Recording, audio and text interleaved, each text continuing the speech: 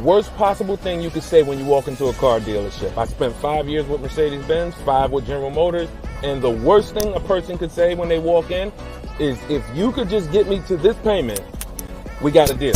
So your loan's probably still like 19, which means you got to pay to get out. You're upside down. It's called negative equity.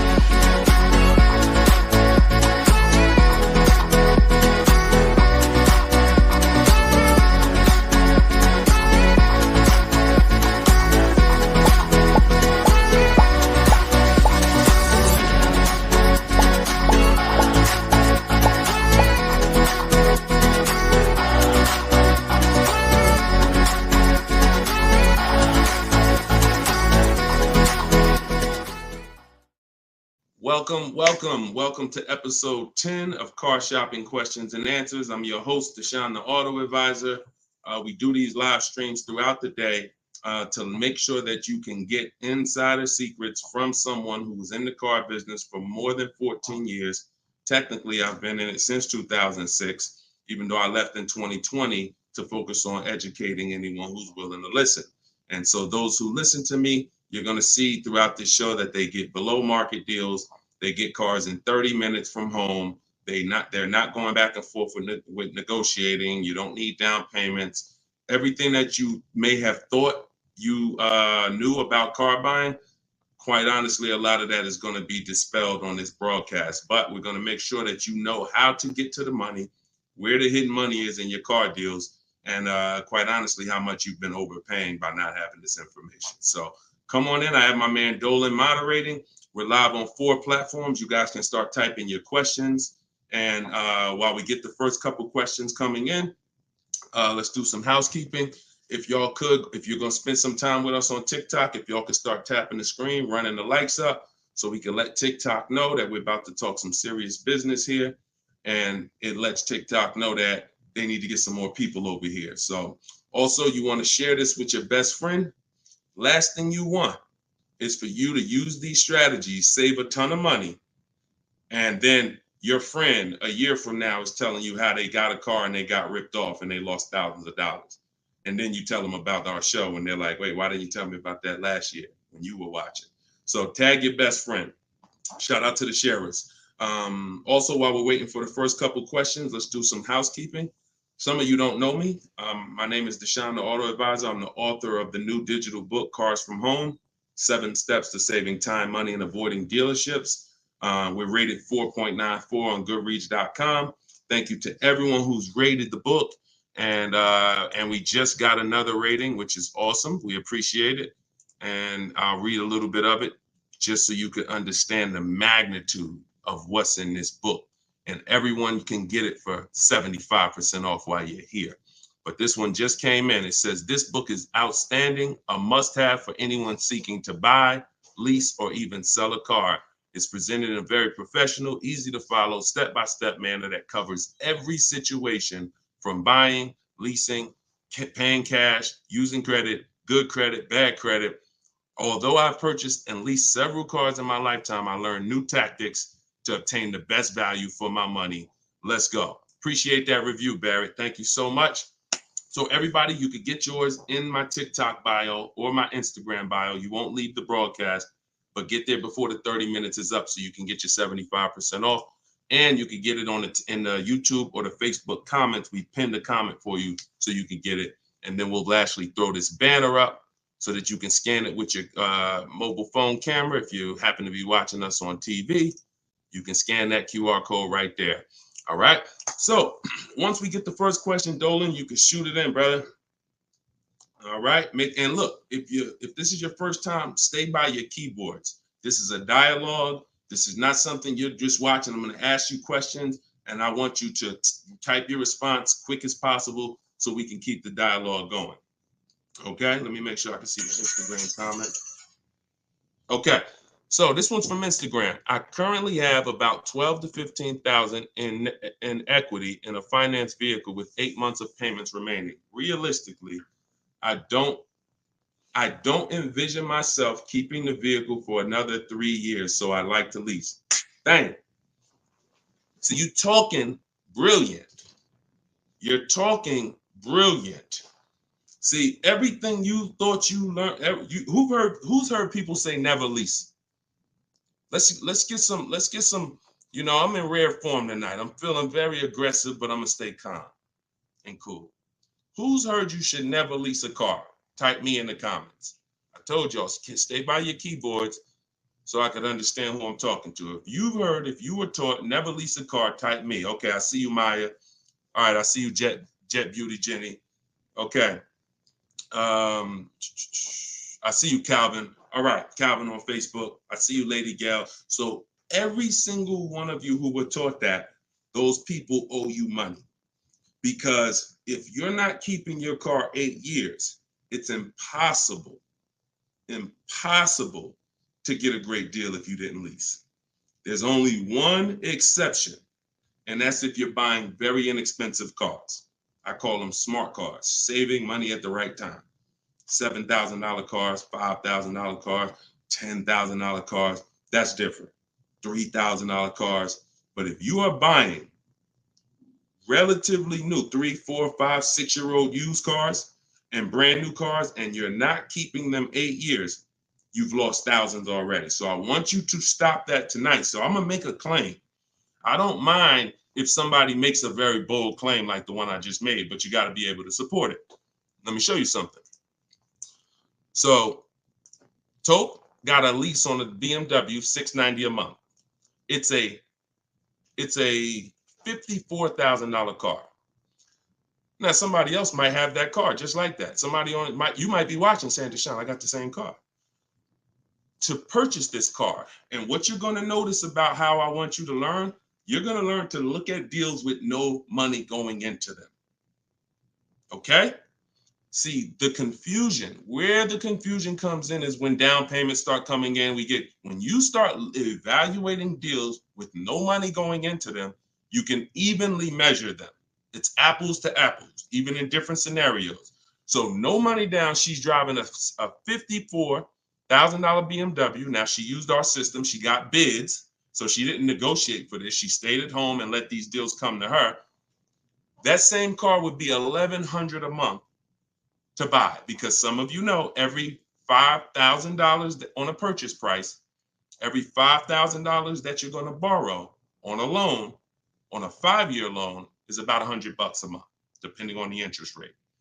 Now, I want to give you a scenario that will never happen, but I just want to hammer home that if you didn't lease, but you should have leased, you can't get a great deal. And we're going to stop doing that. Now, watch this.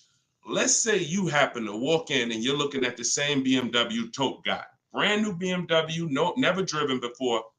What would be an unbelievable discount for that vehicle? You just so happen to catch a deal asleep in desperation mode. He says, look, I got to get rid of this car right now. What would be an unbelievable discount off a brand new BMW? Like the best deal that you could realistically get, where you would say, man, he took off all of that money. Throw some numbers out there. I'm about to prove my point. Why it doesn't matter how much money you save. If you put your deal on the wrong foundation, you can't get a good deal. Throw some numbers out. You see? Come on. Look, okay, y'all must be thinking. Okay, Coco Love, I like that. 20% off. I like that. So 20% off a brand new BMW. Can we all agree that if you walked in, you got 20% off a brand new car? That would be like, okay, Ted Chu said the same thing on Facebook. I like that. So let's just say, I'm going to pull up my calculator, right? Pull up my calculator. She walks in, brand new BMW, $54,000. She gets it for 80% of what it costs. That's $43,000. I just told you every $5,000 is about how much per month? $100. So once we put our tax in here, let's not even put all the tax. Let's just round it up to 45. Tax is probably going to take it up to 46 with fees, 47. Let's just say 45. 45,000, y'all. Our payment's $900 a month. 5-year loan. That's with an unbelievable, never before seen discount. Remember that too. What is Tope paying? No money going into the deal. Do you see what I'm saying? Or if it's clicking, type clear. If it's clicking, that's an unbelievable, unheard of deal. Brand new BMW, desperate price. Please take it. I'm paying you to take it. Take 20% off the price. Here you go. You leave thinking, man, I won. I'll never get a deal like that again. What's my payment on this thing? $900. Take a 6-year loan. It's probably $800. Toke fan $690. This is what I'm talking about.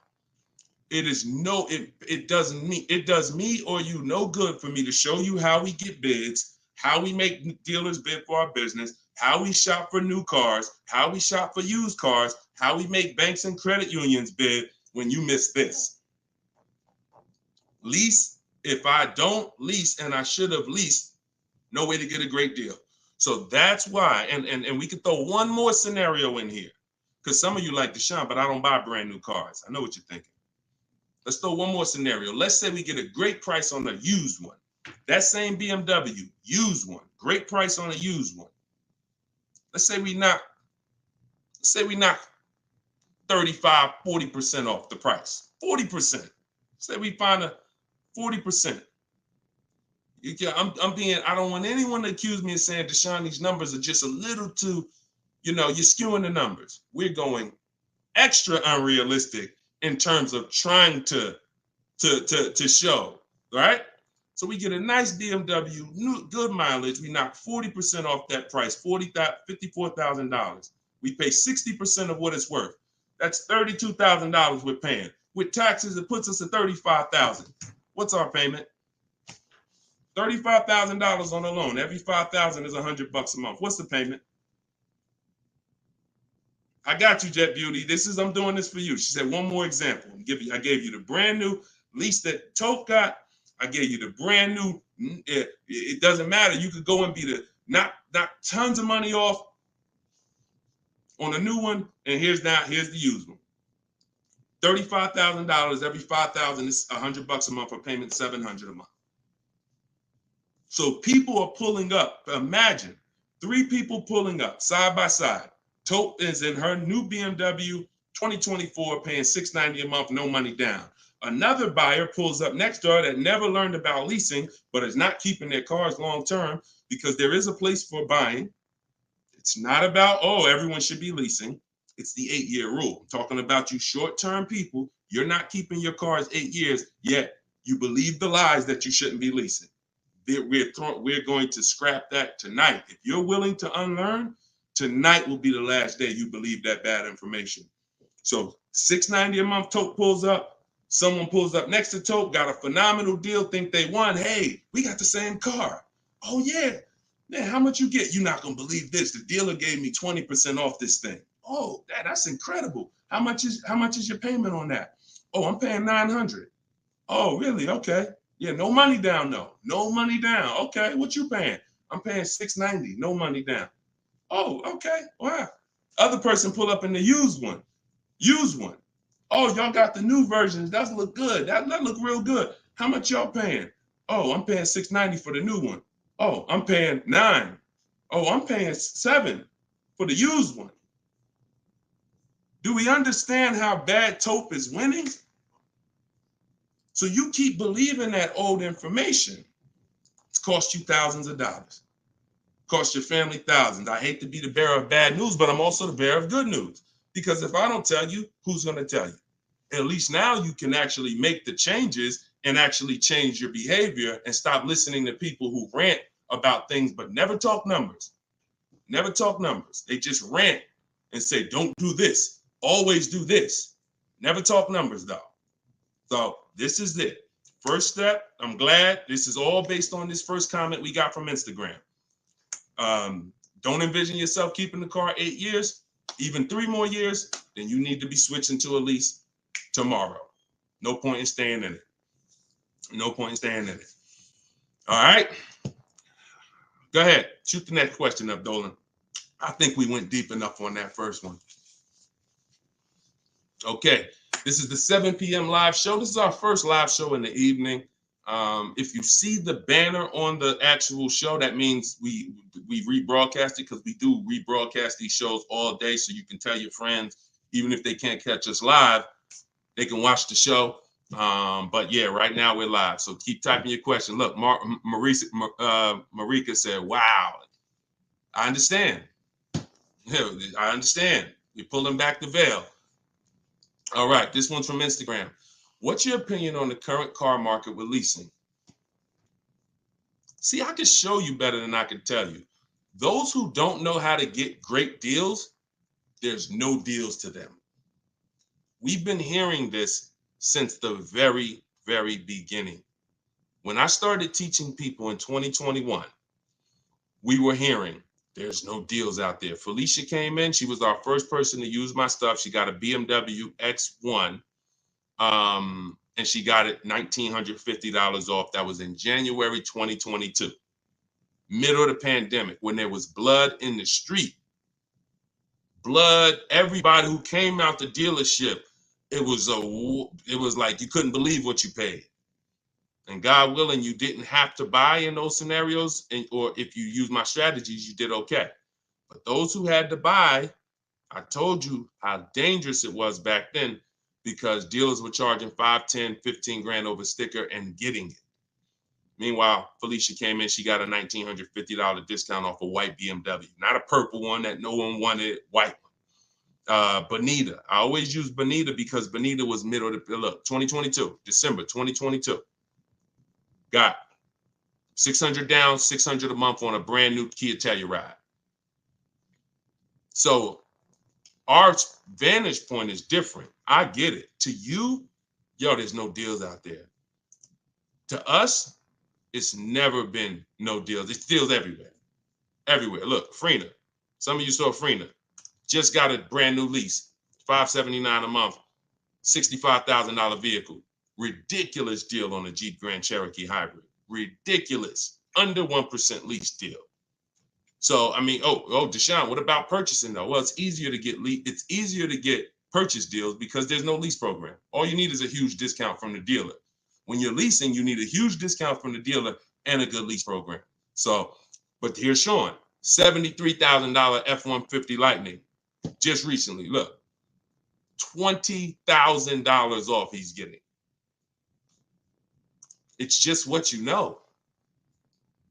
And I'm not the most proud of the fact I can get deals. I'm sure there's probably not one of you who doubt if this guy was in the car business, worked for Mercedes, worked for General Motors, he's clearly good at this.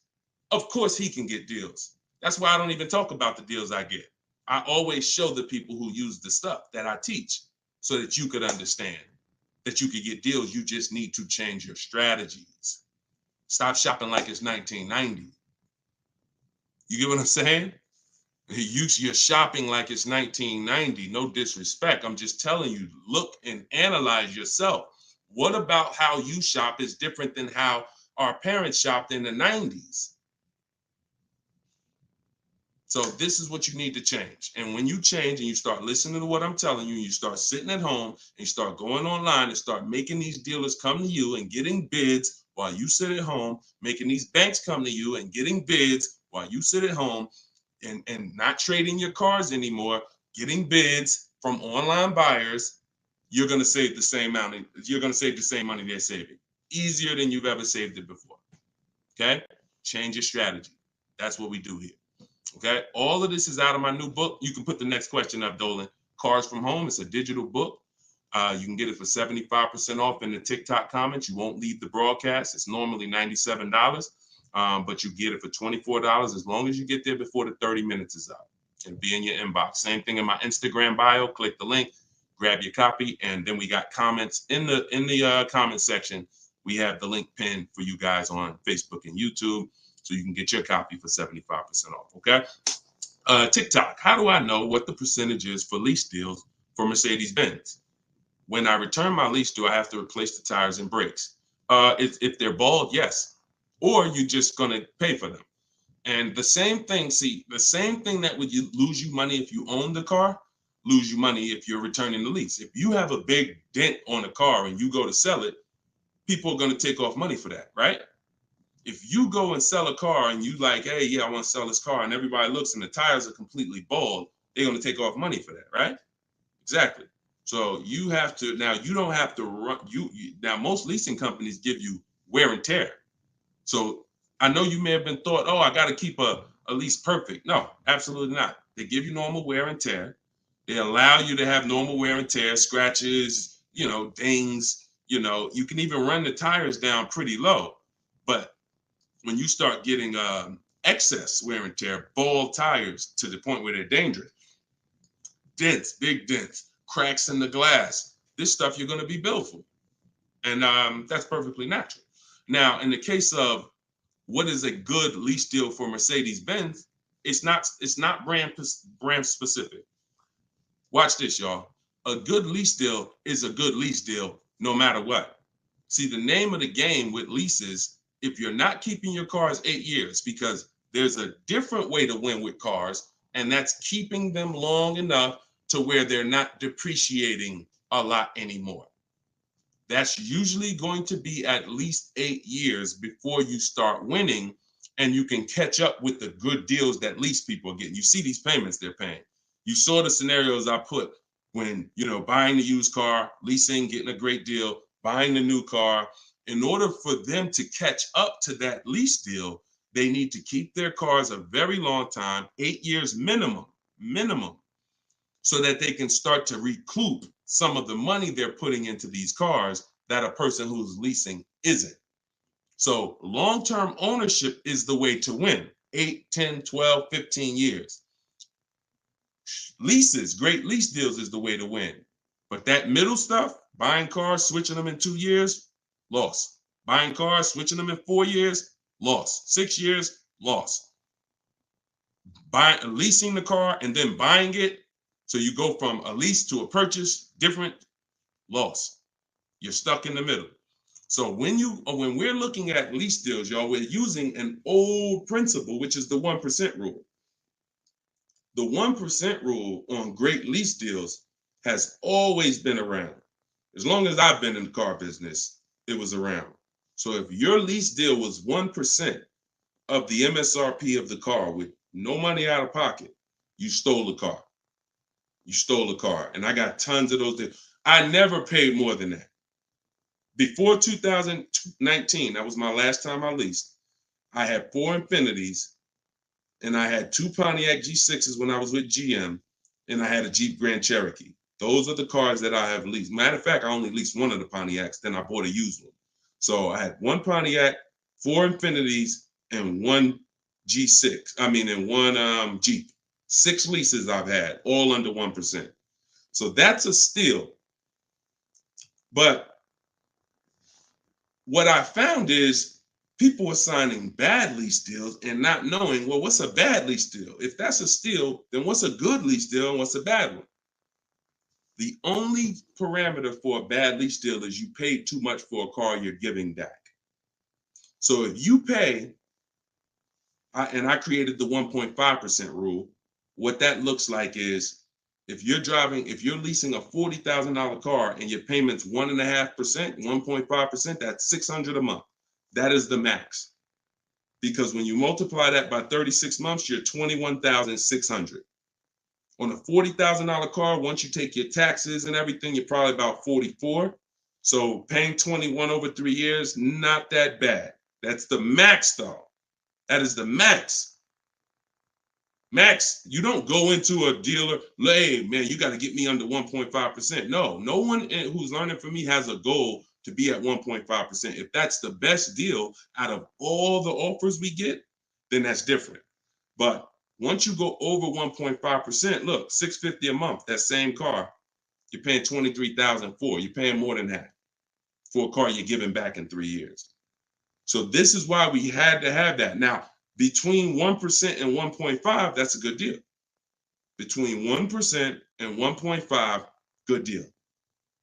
And what's going to dictate where you land on that spectrum is if you're getting bids, because you're not going to get the lowest price from a dealer without getting at least 5 offers. I told you, 80% of dealers are overpriced. Remember that. If you can grasp that, I want you to type the number 80, because you need to understand 80% of dealers in the country are overpriced. I see you.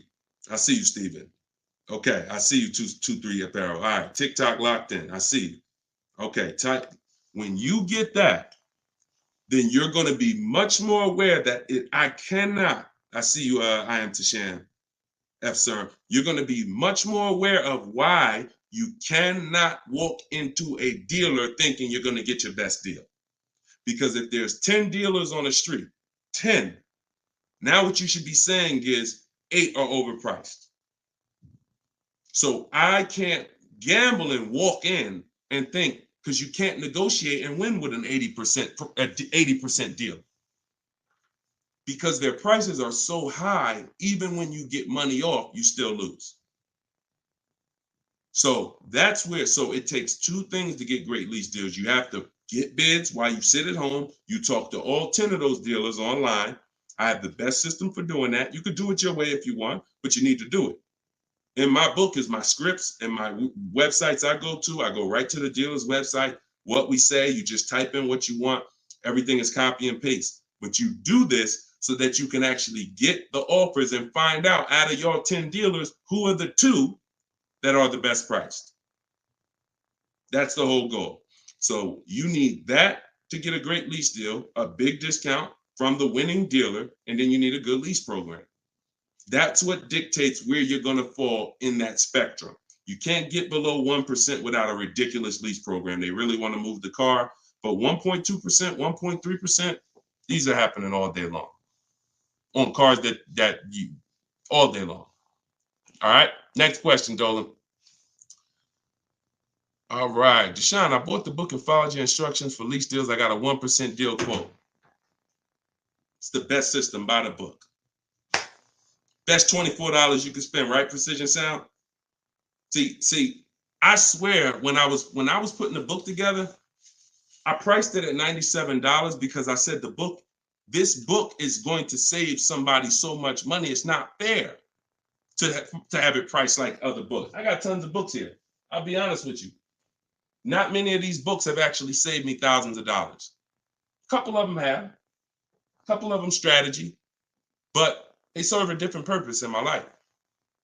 This will be the book that you look at and say, that book right there saved me thousands and thousands of dollars. So that's the reason why it's $97. But you know what? I'm an author. I said, let's do a special thing. Everybody who jumps on the welcome offer, you could get it for the price of a regular book. There you go. But I'm glad. 1% lease deal. Congratulations. Great job. Enjoy it. Enjoy it. All right, next question, Dolan. Can you use your system out of state? Ted, great question. You're going to find that you're going to become very comfortable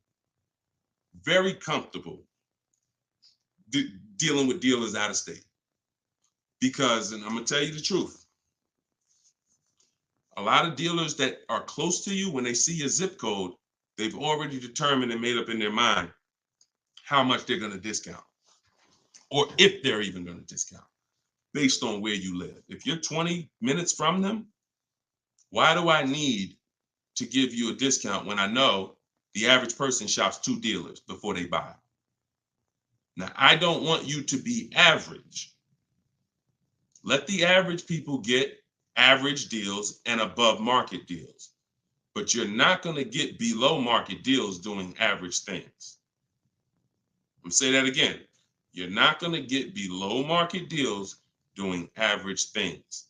Most dealers know, this is NADA research. This is the company that studies car buyers.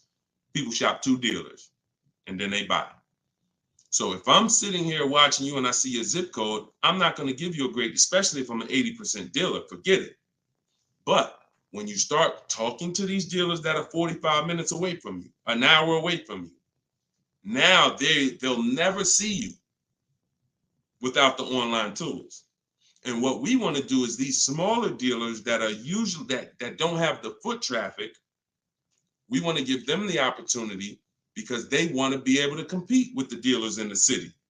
And if it's up to walking in, they'll never have that opportunity. But when it's online shopping, they get the same opportunities, and they will sometimes take that opportunity and make sure they beat their competition. Going back to Sean's deal, very important to see this. Sean posted in our groups. We have a private group. He said, I haven't seen the other. I said, I haven't seen the other offers. This is when he showed me he was saving 20 grand. And he said, you know, what do you think about this? I said, you're saving 20 grand. But I said, I don't know what the other offers are. Because what if you could save 25? Don't get excited about one offer. You got to get 5. I sold a car, a Maybach, and years ago, it had a $20,000 rebate on it. What if this car had a $20,000 rebate? We don't know. So he said, look, I got 15 offers. See, the difference is when you're using an online system, you sit at home and you start learning how to go on these dealers' website, copy and paste what you want and get these offers. You're going to be like, dang, I could get 5 more offers just like that. So he got 15 offers. Now check this out. This is what's important about this question you just asked, Ted. I couldn't find anything under MSRP locally. He expanded his search to 150 miles and he found this deal. So a dealer that was over 100 miles away from him made him this offer. None of the dealers close. Very important. So you want to get comfortable shopping out of state. And when you know how to do it the right way, especially on new cars and leases, it's easy because it's new cars. They're cookie cutter. You know, everyone has the same. Little bit more precision when you're buying a used car. But even that,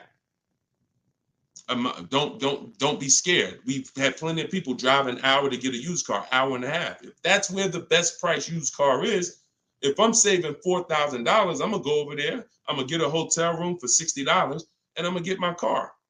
That's it. I'm going to where the money is, not staying here because I want to be comfortable and I'll just pay more because I just want to be convenient. You know what I'm saying? Great question, though. Go ahead, Dolan. Next question. Steven, you clicked that picture of me. He said, what do I click to get the book? Click that picture of me. Even on Instagram, there's a picture of me at the top. And you can go right to that website and you'll see a button at the top that says get the book for 75% off. So get your book before the 30 minutes is up so you can get your 75% off. This is Thomas on Facebook. What's your opinion on military members using this method? I move every 3 to 4 years. So do you think it's wise to get rid of my car note to own and lease? It's a great question. You need at least 3 years. If it's 3 years, that's fine. I don't want you trying to worry about breaking a lease contract 3 years in. 2 years in or a year and a half in. If I knew it was shorter than that, then I wouldn't be investing a lot of money in cars. I'd have like a, $10,000 car, $8,000 car, because you can't replace cars that fast. Some of you know I do this all the time. I show you, this is the depreciation scale. Whenever you see this, you think unseen. This is the unseen expense, the depreciation scale.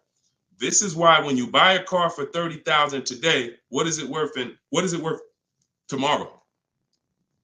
If you buy a car for $30,000 today, I want to teach you how to see the hidden money. I call this the hidden money, the unseen expense. You buy a car for $30,000 today, what's it worth tomorrow?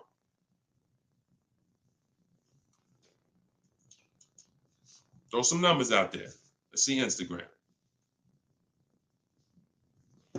I'm just talking 24 hours later. You bring the car back 24 hours later. Is it still worth $30,000? Right? Look, iHeart said 22. Maybe not that much the next day, but you could be. You could be 25, 29. Look, it's worth less, right? So now that's the beginning. Now you park that car outside your driveway a year. Don't touch it. Don't drive it. You paid $30,000 for it. Come back a year later. What's it worth? Now we're getting into those 25s, 22, 20. Look, you never drove it. You didn't drive it one single mile. That's what we are. And look, that's happening the first 5 years that you have the car. Now, there's one exception, Thomas, if I'm you. If I can get 3 to 4 years, I'm leasing. No doubt about it. 3 to 4 years, I'm leasing. Now, your goal is to, if you got to make a move, you don't want to lose money and you don't want to have a bunch of negative equity. So what you can do, what I would suggest you do, if you don't have the 3 years, then I would buy a pre-owned car. I wouldn't even go with a $10,000 one. I just make sure I get a great price on a pre-owned car, so that with pre-owned cars, you can swap out and you don't lose. Compared to someone who's leasing, though, you will, because you're going to pay about the same amount they're going to pay, but they're going to have a brand new car and you're going to have a used one. But that's the risk you have to take, because if you try to lease and then you end up having to get out of it in a year, no, can't break that contract that easily and you're going to lose money. So if you got 3 years, I'd lease for sure. If you only got 2, then I get a great deal on a pre-owned car. And then that way I'm safe. If I do need to get out of it, I can sell it and probably break even within a 2-year period, because it's not going to depreciate as much as a used car. I mean, as much as a new car. Okay? If you got 3, 4 years, man, lease. When a lot of you, when you realize I'm not talking to you who are keeping cars 8 years. If you have a car outside your house for 8 years or longer, type me. Matter of fact, type K. We call that a keeper. You got to be able to distinguish the difference in these scenarios. Anything outside your house for longer than 8 years is a keeper. We're not even comparing leasing. But when your kids come to you and say, Mom, Dad, I want a car, we don't automatically make them, this is going to be a keeper. You're going to keep this thing for 8, 9, 10 years. No, I'm not. I'm going to keep this car maybe 5 years. Okay, then you should be leasing. Okay, your spouse. Me and my wife did it all the time. We had one car that we bought. That was the Pontiac G6. And then we would lease a car and we would rotate the lease. So you can have both. But the key is knowing every time you're about to buy a car, the first question is, how many years am I keeping the car? And if it's not 8, then you should be shopping for great lease deals. If it's 8 or more, then you should be buying. Very simple rules, boundaries based on numbers. All right. Go ahead, shoot the next one up, Dolan. Great question, Thomas. And anybody who's in that situation, that's a good strategy for you guys to follow. YouTube, 6 months left on my 36-month lease, 12,000 miles per year. Things came up and I had to use the car every day, 99,000 miles so far. What can I do? You pay. Now, what you can do is you're going to do an equity assessment. There's 3 ways you're going to work that you compare this. 3 ways, and you're trying to see which one is you're going to bite a bullet because you use the mileage. And again, I want to make it clear, had you purchased the car and put that same amount of mileage on it, your value of your car wouldn't have been like this. That's the average driver. Average driver, their value is dropping like this. That's average. You lose, a couple thousand every year, 5,000. You lose percentages. 20% the first year, 15%, 10, 12%, 10%. That's the average driver. If you bought it, you'd have lost probably 25% in 1 year based on the way you drive. So it's not a matter of, I leased, I shouldn't have leased. No, this is what happens if you don't cater the lease to the lifestyle. And sometimes you have a lifestyle change, but it doesn't change the fact we have to account for the mileage you use. So we're going to do an equity assessment. You're going to see, if I sold this car, because the reason you're going to do this first is because you want to see what the highest bidders would pay. CarMax, Driveway. This is step 2 in my book, equity assessment. CarMax, Driveway, Carvana, Kelly's Blue Book, instant cash offer. Do not use Blue Book. Please do not come to me talking about what Blue Book said your car is worth. We don't use algorithm sites. We get real offers. Cash offers is all that matters to us. Okay? Kelly's Blue Book, instant cash offer. AutoNation, sell my car, and Car Guru, sell my car. That's 6 offers. And you're going to get that after you get your payoff. Now, you're going to see how upside down you are. And once you see that, okay, I'm upside down, How many miles did you contract for? Oh, 12,000 miles a year. Okay, so all right. So once you see, all right, my highest offer is 23,000, but your payoff might be, 30. Then that means you're $7,000 upside down. So now you can compare paying that money to now saying, all right, well, what happens if I return the car? Now, this is the second scenario. First scenario, when your over mileage is selling it. What does that look like? Second scenario is actually taking the mileage penalty, because I just told you $7,000 is the bill over there. In that scenario, mileage penalty, you contracted for 36,000 miles and you got 99 on it. So 99.8 minus 36,000 miles, you 63,000 miles over, and you're probably going to be charged 25 cents per mile. So that's a $16,000 mileage penalty that's coming if you stayed to the end. So that's why you want to compare selling, paying the difference. If you got some cash on hand, that would be the best way to do it.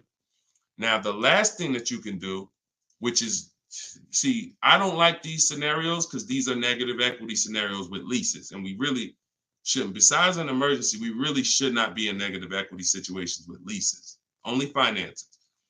But your last scenario is, once you see how much your car is worth from the offers, you're now going to now try to roll that negative equity over and get someone to pay the bill and wrap the new deal with the negative equity. So you're going to get bids for whatever car you want to replace it with.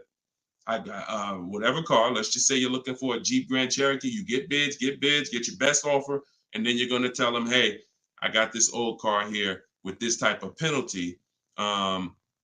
I need to wrap it into this deal. That's 7,000 or 8,000. That's why you got to know what the market value is. Before you do this, you have to know what the market value is based on offers, so that you know, all right, I got to slap another $7,000 on top of whatever my best deal is, so that I don't get the bill.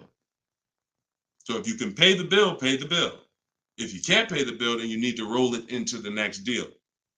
But the last thing you want to do is drop that car off without doing what I'm telling you, because once that car is grounded, the bill is generated. It's nothing out of it. So everything you have to do is now, because if you ground that car with that mileage, the bill is automatically coming. There's nothing you can do to get out of it. So follow those steps, do the equity assessment.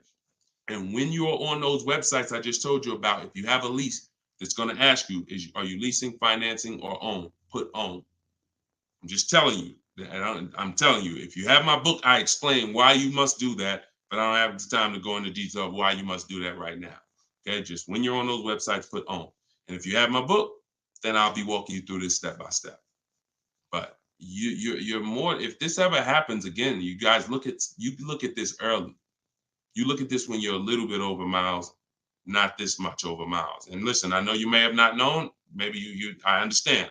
But for future reference, we want to choose our mileage carefully.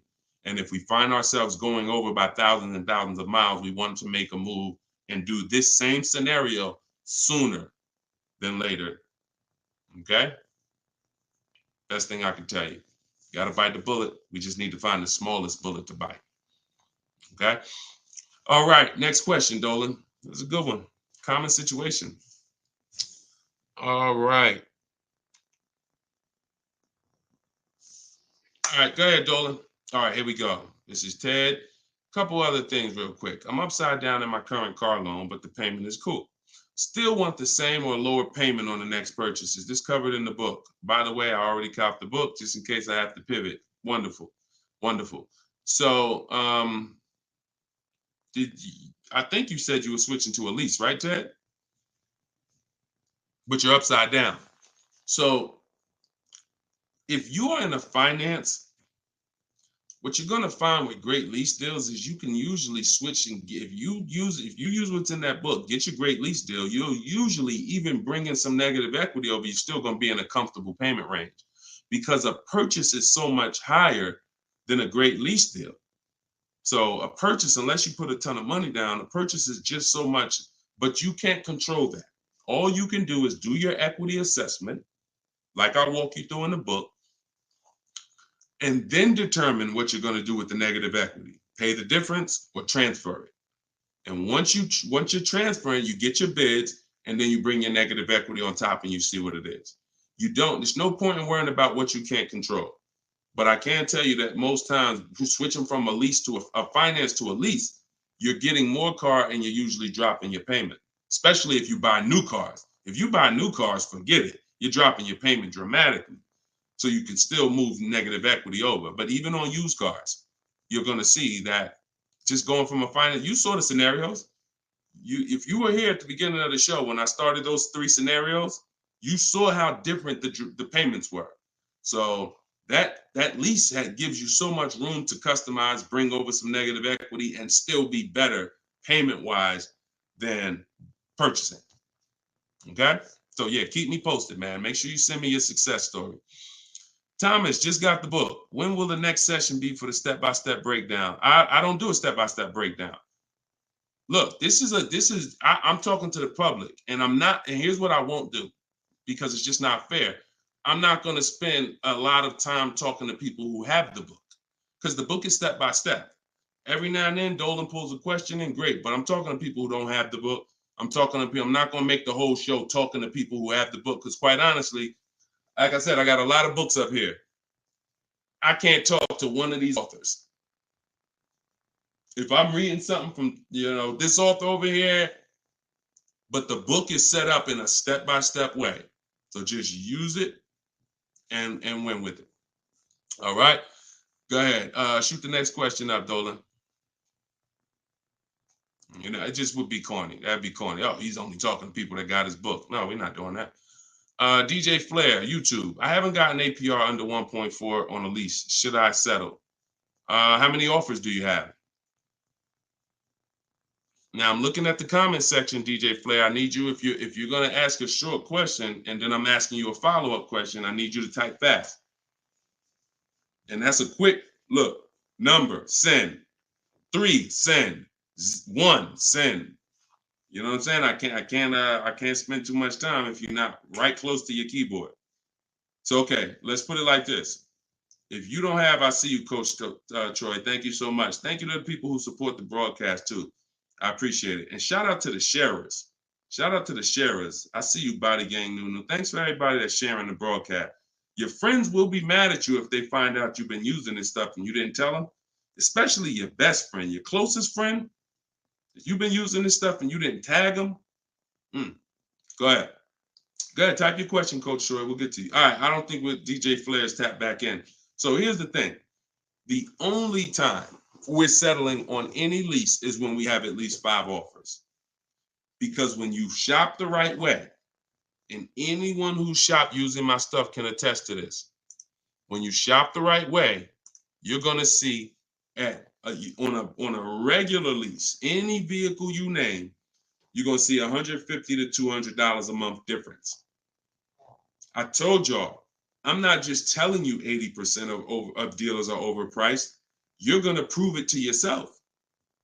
80% of dealers are overpriced, and you're going to prove it to yourself when you look at all those offers and you see that one dealer is at $450, another dealer is at $490, another dealer is at $530, another dealer is at $590, another dealer is at $6.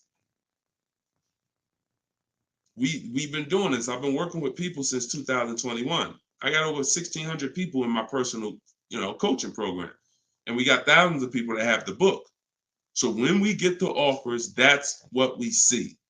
So the only way we will settle on a 1.4% lease is if we know that's the lowest offer in the market. And the only way we know it's the lowest offer in the market is I'm looking at the other lease deals. Oh, that one's 1.5.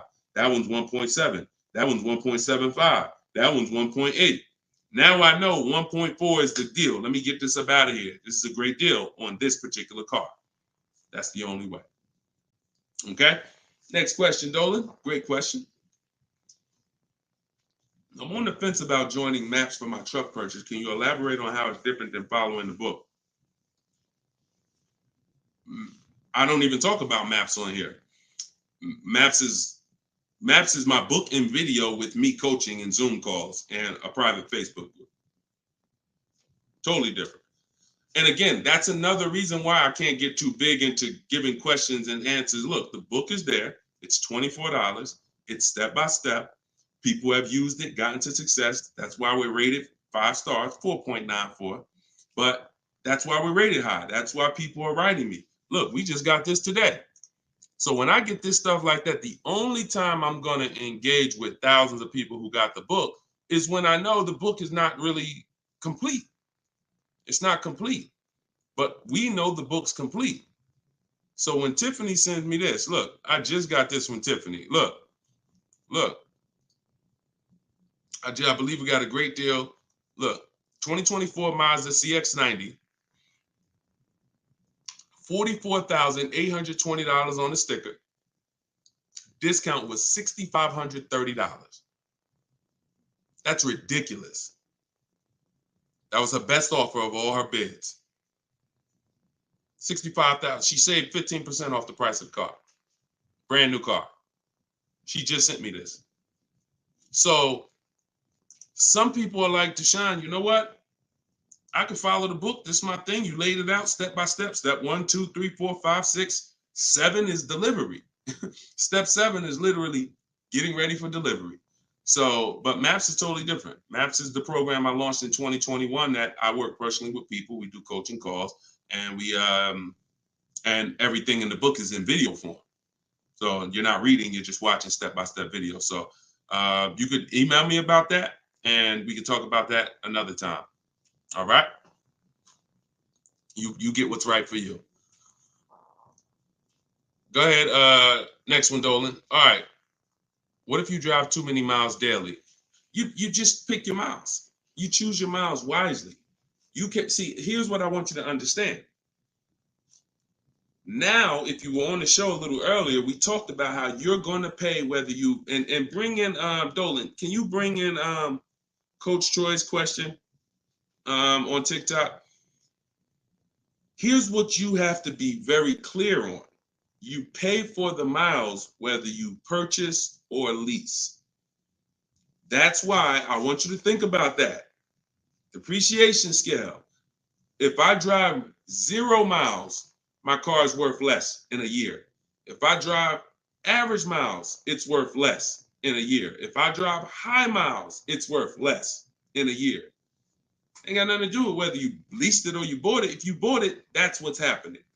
So the purpose of the lease is to know I'm not keeping my car 8 years. So I'm going to look to replace the car while it's dropping in value like this. If I buy it, this is year 1, this is year 2, this is year 3, this is year 4. Once you get about year 6, it starts to round out. You're losing less value, year 7, year 8. But you still need to catch up to the person who leased because they haven't put all this money in the car that you have. That's why it's the 8-year rule. But if you're like, Deshone, I know I'm not keeping the car 8 years. Your goal is to beat the depreciation in. How do I get a car without taking this type of loss? That's a lease. That's a great lease deal. Not an average lease deal, not these commercials. None of these lease deals y'all saw in the show today was based on a commercial. Nothing. They were probably thousands better. Do never look at commercials and think, oh, that's a lease deal. Absolutely not. Absolutely not. So what you're going to do is you're going to assess your miles, see how much you drive to work and back, how many days a week, and you're going to add that up over the year, and you're going to come up with a number. And if it's $18,000 a year, great. I worked for Hyundai for 6 weeks, and I keep the story short, but I worked for them for 6 weeks. I was a manager there. Owner ended up getting indicted. Straight up highway dealer. Like it's the only dealer where I said, whoa, this ain't for me. No way. Got out of there in 6 weeks. Gave them their car back that they had me driving. I said, I appreciate it. God bless you. So I end up getting, I had a person who was dropping off their lease. And I was doing the paperwork to ground the lease for them. Hey, I was doing the work to ground the paperwork, and to ground the lease. And I saw that he had like 70,000 miles on the car. And I said, "You lease this?" He said, "Yeah, man, I always lease." I said, "Wait, you in sales?" No, he told me. He said, "Yeah, I'm in sales. I drive over 20,000 miles a year. I used to buy my cars, and I just be, all this negative equity. I had to put big down payments. I just, once somebody showed me about leasing, I never stop. I pay my payment. I bring it back after 3 years, get a new one every 3 years." I said, "Wow, that's crazy." Then I looked at his payment, and I saw his payment was only like $150 a month more than a normal payment. It wasn't $500 more a month. It was $150, $175 more to get the additional mileage that he needed.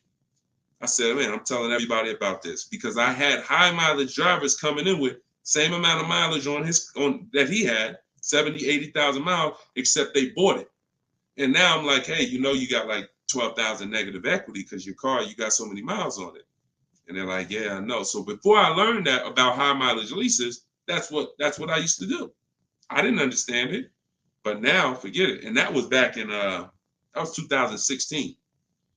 So everything I've learned, I bring it to the public, and I've learned from seeing bad scenarios. So no matter how many miles you drive, as long as you're not doing like Uber or Turo or something where you're renting the car, you're just putting like as many miles as you can on it a year, and you don't really know how much you're going to put on.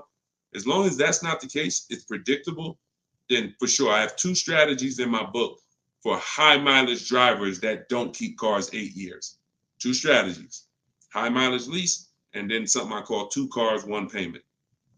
High mileage lease, 2 cars, 1 payment, where you split the mileage. You have 1 car you buy, and then you pay that car off, and then you have 1 nice car that you lease, 12,000 miles, and you just split the miles.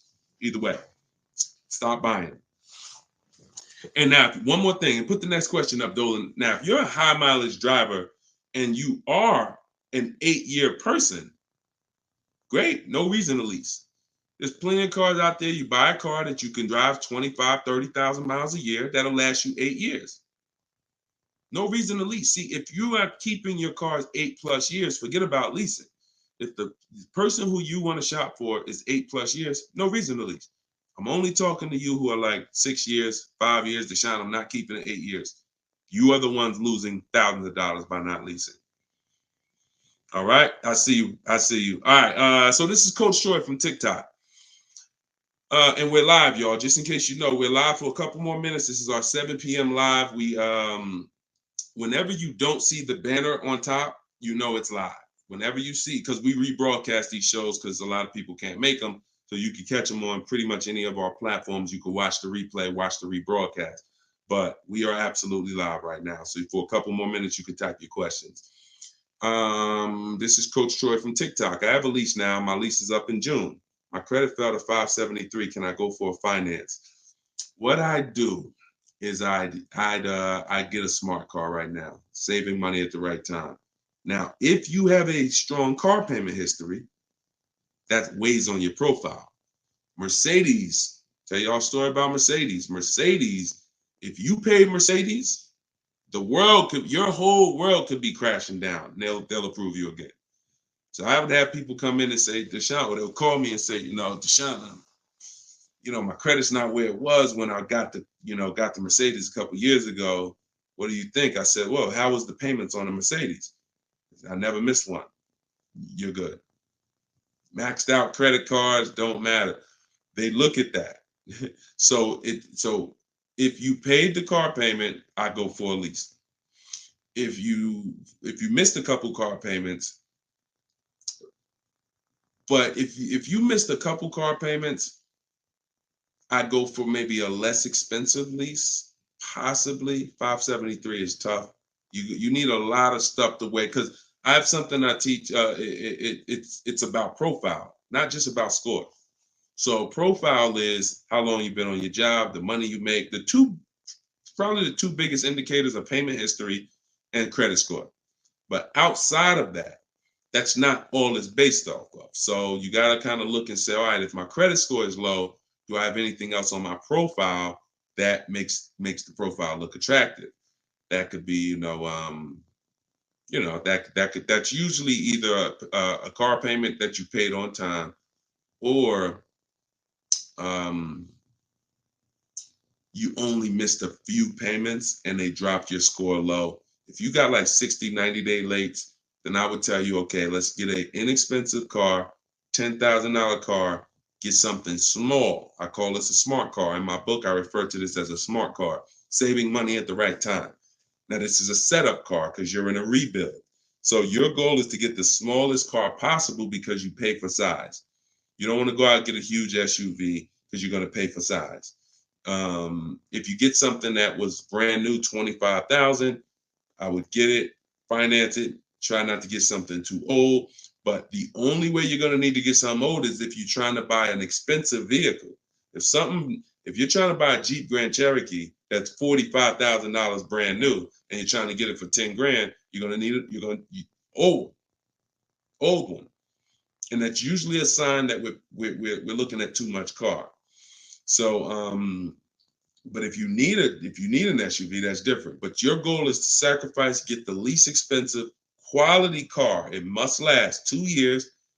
Hit the payment history on point. Don't miss a payment, and then you would switch to a lease.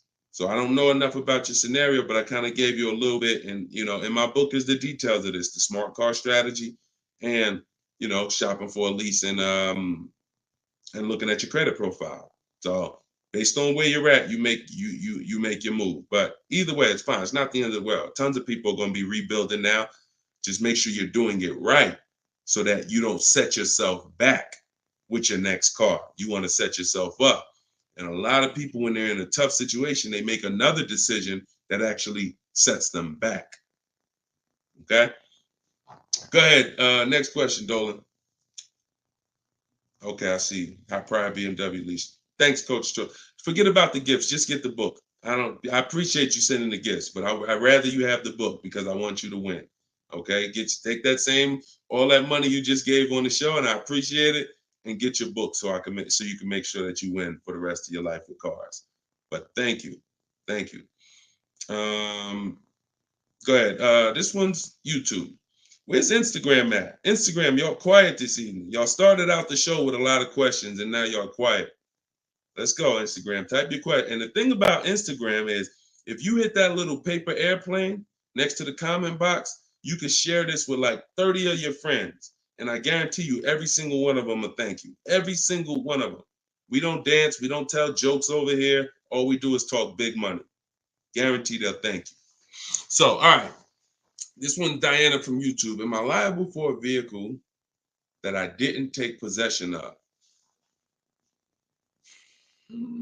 If the paperwork has been sealed, signed, the bank has been notified, if there's a bank involved, you can be, just because you didn't pick it up, but you would have had to sign all paperwork and basically have them turn that paperwork in, which would start the motor vehicle processing, where they're going to register the car in your name. Once this process has moved forward, whether you took the car or not, that vehicle is linked to you. In which case, yes, you are liable. But it depends. I hate buyer's remorse. Buyer's remorse sucks, y'all. Buyer's remorse you only get buyer's remorse two ways. You got a bad car or you got a bad price, or both.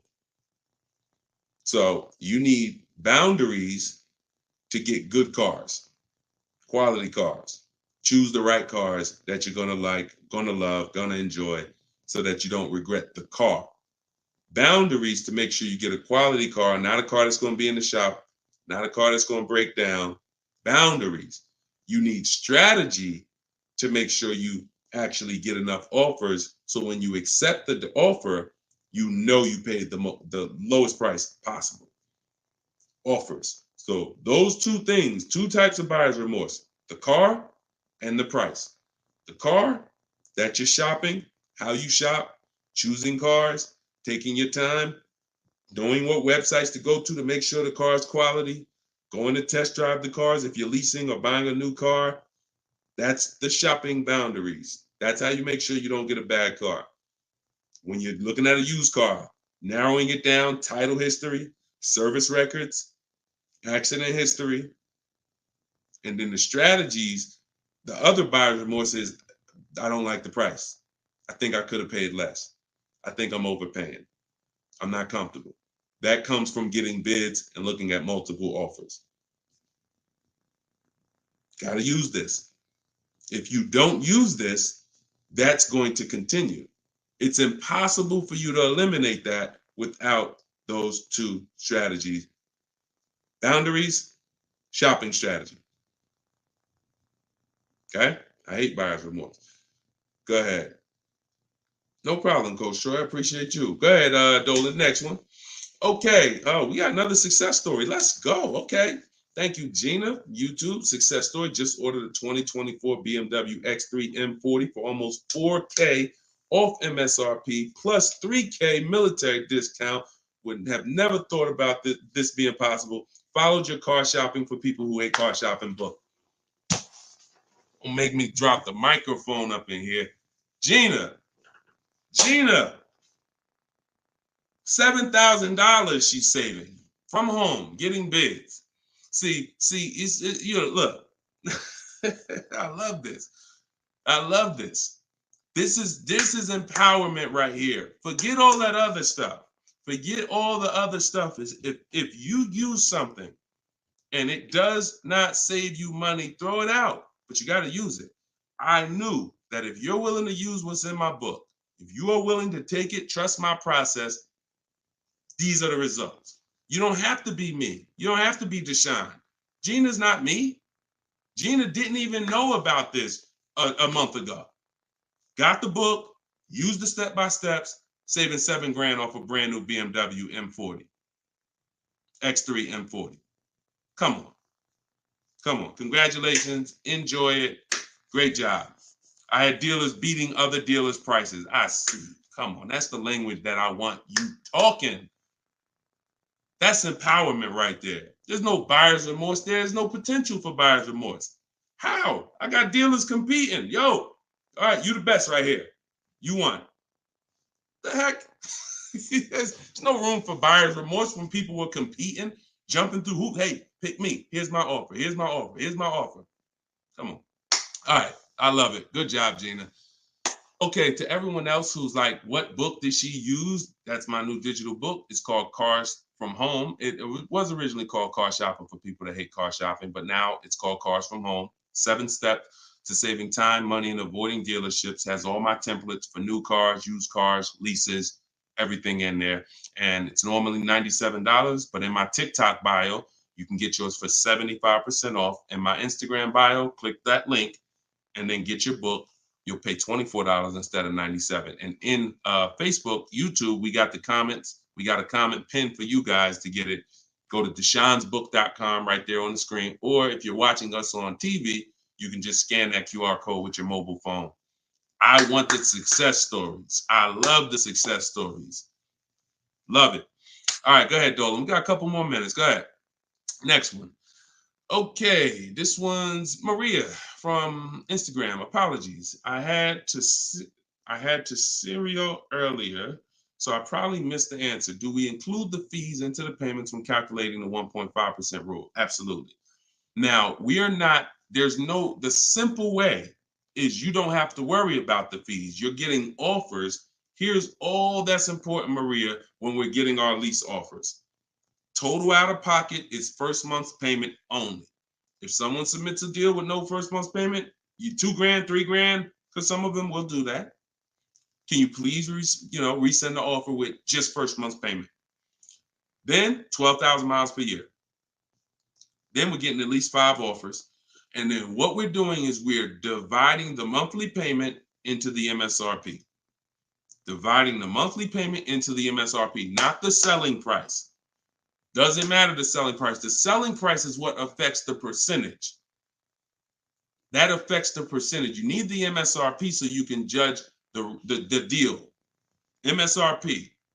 Divide that into the MSRP. That's all you need to know when looking at lease offers. So I can look at 20 lease offers from 20 different people. As long as they are using the format that I told them to submit me the offer in, I can compare 20 offers in 60 seconds, maybe 2 minutes. Boom, boom, boom, boom. All right, this dealer made the best offer. Very simple. Don't worry about fees with leases. Just do those percentages. Everything else will slow you down. All right, great question. All right, wasn't it fun? Look, Precision Soundworks said, wasn't it fun following his steps? I just gotta put that on it. Listen, this game, oh man, come on. Wasn't it fun following his steps? Because you're in control. You're in control. It's fun being in control when you've been buying cars. You've been out of control for all your life. You felt intimidated. You felt like, oh, they're gonna get over on me. I'm gonna say the wrong thing. I'm gonna do the wrong thing. Now it's the total opposite. You're in control. So it becomes fun. My man. I love it. All right, go ahead, Dolan. Okay, this one's from TikTok. My brother totaled my car with only liability insurance. What should I do? Talk to the insurance company. Being underinsured is a real thing. That's called exposed. You're out there with exposure. So liability insurance, yeah, and hopefully it was a very inexpensive car, like a $3,000, $4,000 car. You know, I hope you weren't. You know, hope it wasn't like a $10, $12, $15, $20,000 car. This is why insurance exists. I'm sorry to tell you, like that's some of the worst scenarios. But you know, being underinsured is a real thing. You know, so make sure you're using. I use a company called Insurify.com or Jerry to shop insurance. It shops all the companies for me because you should be shopping for car insurance every single time your car insurance is up. And you know, but yeah, you got to be properly insured because these things happen. Say, look, gap insurance. A lot of people don't know. People will say, "Oh, I won't buy gap insurance," or they'll say, "When I go into the office, never say no to everything." Well, if you needed gap insurance or you needed the right coverage, we either get it from the dealer or we call our insurance company. There's other insurance companies that sell gap insurance, but before we get it from the dealer, we'll call our insurance company or we'll go online. But if you total your car and you owe 25, but the car's net value was 20, you got a $5,000 bill coming. Totaled your car, lost your car. Now here comes a $5,000 bill. Hey, what happened? Gap, exposed. So this insurance thing is very real. So please make sure. I mean, I hope it works out for you, but make sure you have proper insurance coverage. All right, go ahead, Dolan. All right. Great questions. Great questions.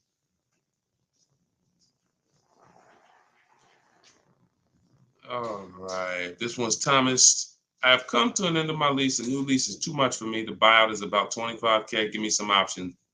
Unless you got 5 offers, that doesn't mean anything.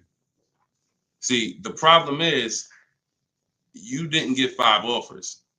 So you probably got a lease quote from an 80% dealer who you've been buying cars from, leasing cars from. You come in, hey, what's a new one going to cost me? They're trying to keep you high based on three years ago. Everybody was overpaying and they're trying to keep you high. They're trying to keep their profit. And you look and saying, wow, the new one's 700. Nah, I can't do that. I guess I'm going to do something different. Meanwhile, when you start getting bids, you'll see that maybe the best deal on that is 500. See, all of these deals that I'm showing you guys, you got to understand something. These are not deals that people are getting by walking into dealers. Look, this is Charles. He got a Hyundai Palisade, top 10 most popular SUVs in the country. $48,000 vehicle, $597 a month. $597 a month. Listen, and just so y'all know, we live right now. This is not a replay. So we are straight live. I want you to know when we're live and when you're watching a rebroadcast. Okay?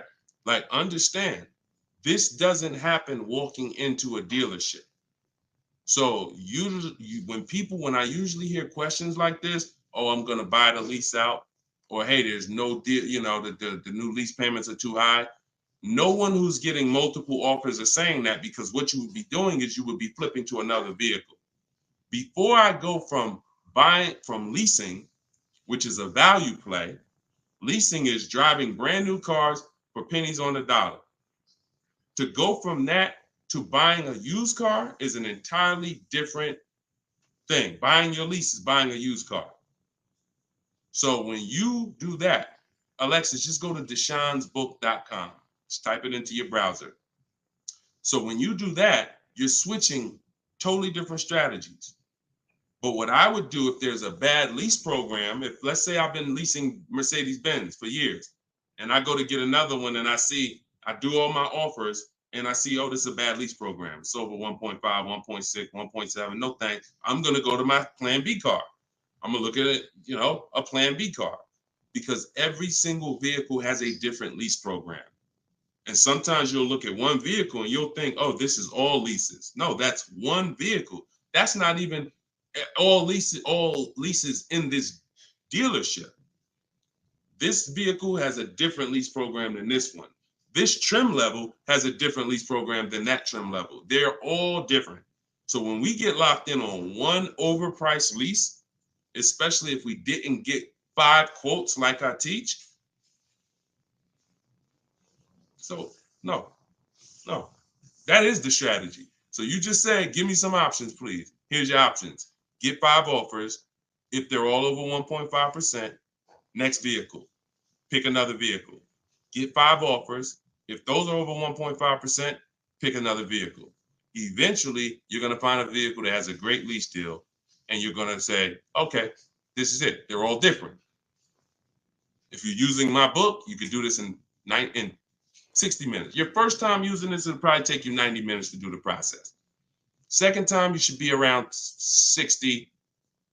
I want you guys, by the time you use this 2-3 times, you'll be getting car. I can get any car I want, get the best offer, look at the whole market in 60 minutes, 45 minutes, 60 minutes. So that's not going to be your first time. 90 minutes probably the first time. But this is 90 minutes. By the time, that's not one trip to the grocery store. It's not even one trip to the grocery store. All right, y'all. We've been on for an hour and 18 minutes. We like to keep these lives around an hour and 15. We're gonna wrap. We'll be back. Listen, this is what we do. Shout out to the surprise success stories. Thank y'all to everybody who spent some time with us. Everything that I taught tonight, everything I taught today is out of my new book. It's called Cars from Home, 7 Steps to Saving Time, Money, and Avoiding Dealerships. It's the science of shopping from home online the right way. There's tons of people who will try to shop online. There are car sales people who have mastered the science of not giving quotes online, making it hard to buy online. So the same way when people were walking into the dealer, car salesmen got trained on how to handle you. The same way they saw millions of people go to the internet, they created internet sales departments to get trained on what? How to handle you. So you need a strategy to make sure that you're doing this the right way, getting bids. You don't have to be a great negotiator when you're great at getting bids. And that's what the book is about. So you can get your copy for 75% off. It's $24 in my TikTok bio or my Instagram bio or the link in the comments on YouTube or Facebook. And if you're watching us on TV, just scan that QR code with your phone. But we'll be back sometime tomorrow, depending on when you're watching. And this is what we do. Let's keep saving this money. All right. God bless. And thank you to everybody that got the book. Email me your success stories. I want to see more success stories. All right. God bless you.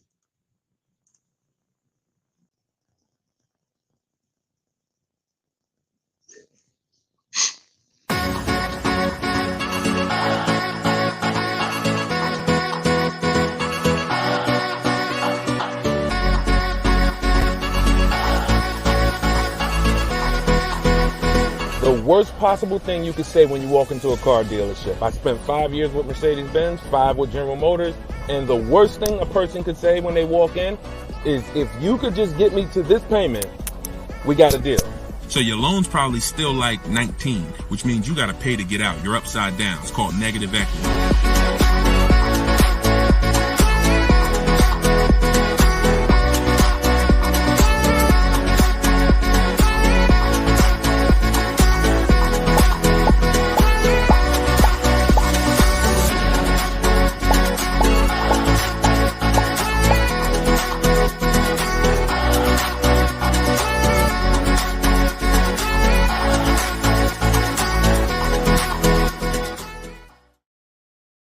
Welcome everybody to episode 11 of Car Shopping Questions and Answers.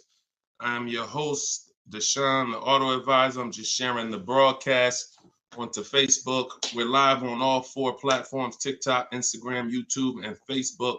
We do these shows throughout the day, and we do lives. If you see the banner above me, that means you're watching a replay. If you don't see the banner, that means we're live. You guys can start sending your questions in, and we will get down to the order of business, which is making sure that you have the inside strategies, the best strategies to car shopping online so that you can get below market deals. Good to see you, Miss Brooklyn. I see you on TikTok. Let me pull up Instagram. I like to see my Instagram comments. I got my man Dolan in the back moderating, and so he'll be pulling your questions in as you type them. If this is your first time on a live with me, can you type the number 1? First time ever on a live with us, can you type the number 1? And everybody who's been here, if you've been here before, can you type the word welcome so we can give a welcome to the first timers in here, to the people who've been here before. We got a lot of first time people. Good to see you. All right. And type a welcome to everybody who's been here before. Now, I always say you should share this with at least your best friend, because they will get upset with you if you start using these strategies, when you start using them and getting below market deals and they're out there fending on their own and overpaying. All right. So share this with your best friend. Now, just some housekeeping. I am the author of the new book, Cars from Home, 7 steps, not 70, 7 steps to saving time, money, and avoiding dealerships. We're rated 4.94 on Goodreads.com. So I appreciate all of you who have helped us get to this rating. I'm showing it right here. I think right now we're up to 35 ratings and 28 reviews. I appreciate everyone who's taking the time to review the book. So appreciate it. Everyone can get your copy of Cars from Home, my digital book, in my TikTok bio for 75% off. It's normally $97. You can also get it in my Instagram bio. And then we have a comment in the Facebook and YouTube section pinned so that you can get your copy for 75% off. And we also have the banner for those of you who are watching us on TV. You can simply scan that QR code with your phone to get your 75% off. It'll be in your inbox in 3-4 minutes. Now, something very important to know, that's only for 30 minutes. Once you visit that site, you'll see the 30-minute timer. Once it goes to 0, the price does go back up to $97. So get your book before the 30 minutes. All right. So come on in. Dolan, whenever we get the first question, you guys can start. We can start bringing them in. And what I always say is type your questions fast. Stay by your keyboards because we like to dialogue with you while you're on the show with us. Okay. Carm from TikTok said, would there be any benefit for me in turning my lease in early if I'm going to finance my next car? No, because a lease is a contract. So if when you set out, like with a finance, you could switch it in any time.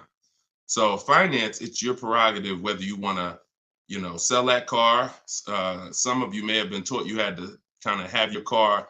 Some of you may have been taught you had to wait and basically have your title before you could sell the car. That's not true. You can sell a car that you own anytime you want, whether there's a loan on it or not. Now, in the case of a lease, it's not like that. You have a set term, usually 36 months, 39 months. We don't do 4-year leases.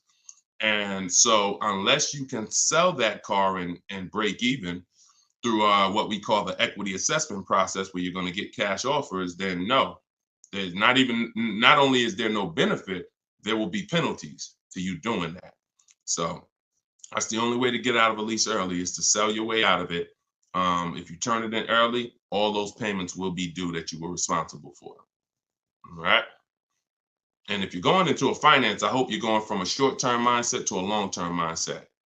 So hopefully you're like, okay, I plan on keeping my next car at least 8 years so that I can make sure I get the benefits of purchasing. There's no other benefit of purchasing, in my opinion. And look, if you guys want to throw some out there, there's no other benefit of purchasing besides the fact you can outlive the depreciation of a car. Paying the car off is not a benefit if you're still seeing massive depreciation. So if your car is losing thousands and thousands of value every year, thousands of dollars in value every year, but it's paid off, who cares? That's a loss. But with a purchase, you can hold on to the car long term, and then you'll outlive the depreciation to the point where the car is not losing value every year. It might lose a couple hundred. That's it, but not normal depreciation. So hopefully if you're switching from a lease to that, that's your mindset, okay? Nothing else makes sense, financial sense. All right, go ahead, Dolan. Next question. This one's from Instagram. Oh, wait, hold on. We got another one. Instagram. I extended my lease on my 2020 Jeep Grand Cherokee. I only pay about $270 and change a month, thinking I should buy it out. What are your thoughts? Why do we want to go from leases to buys? There are two totally different benefits. First of all, $270 a month, and I'm assuming you put money down, because even on a great lease deal, $270 a month is just not going to happen on a Jeep Grand Cherokee.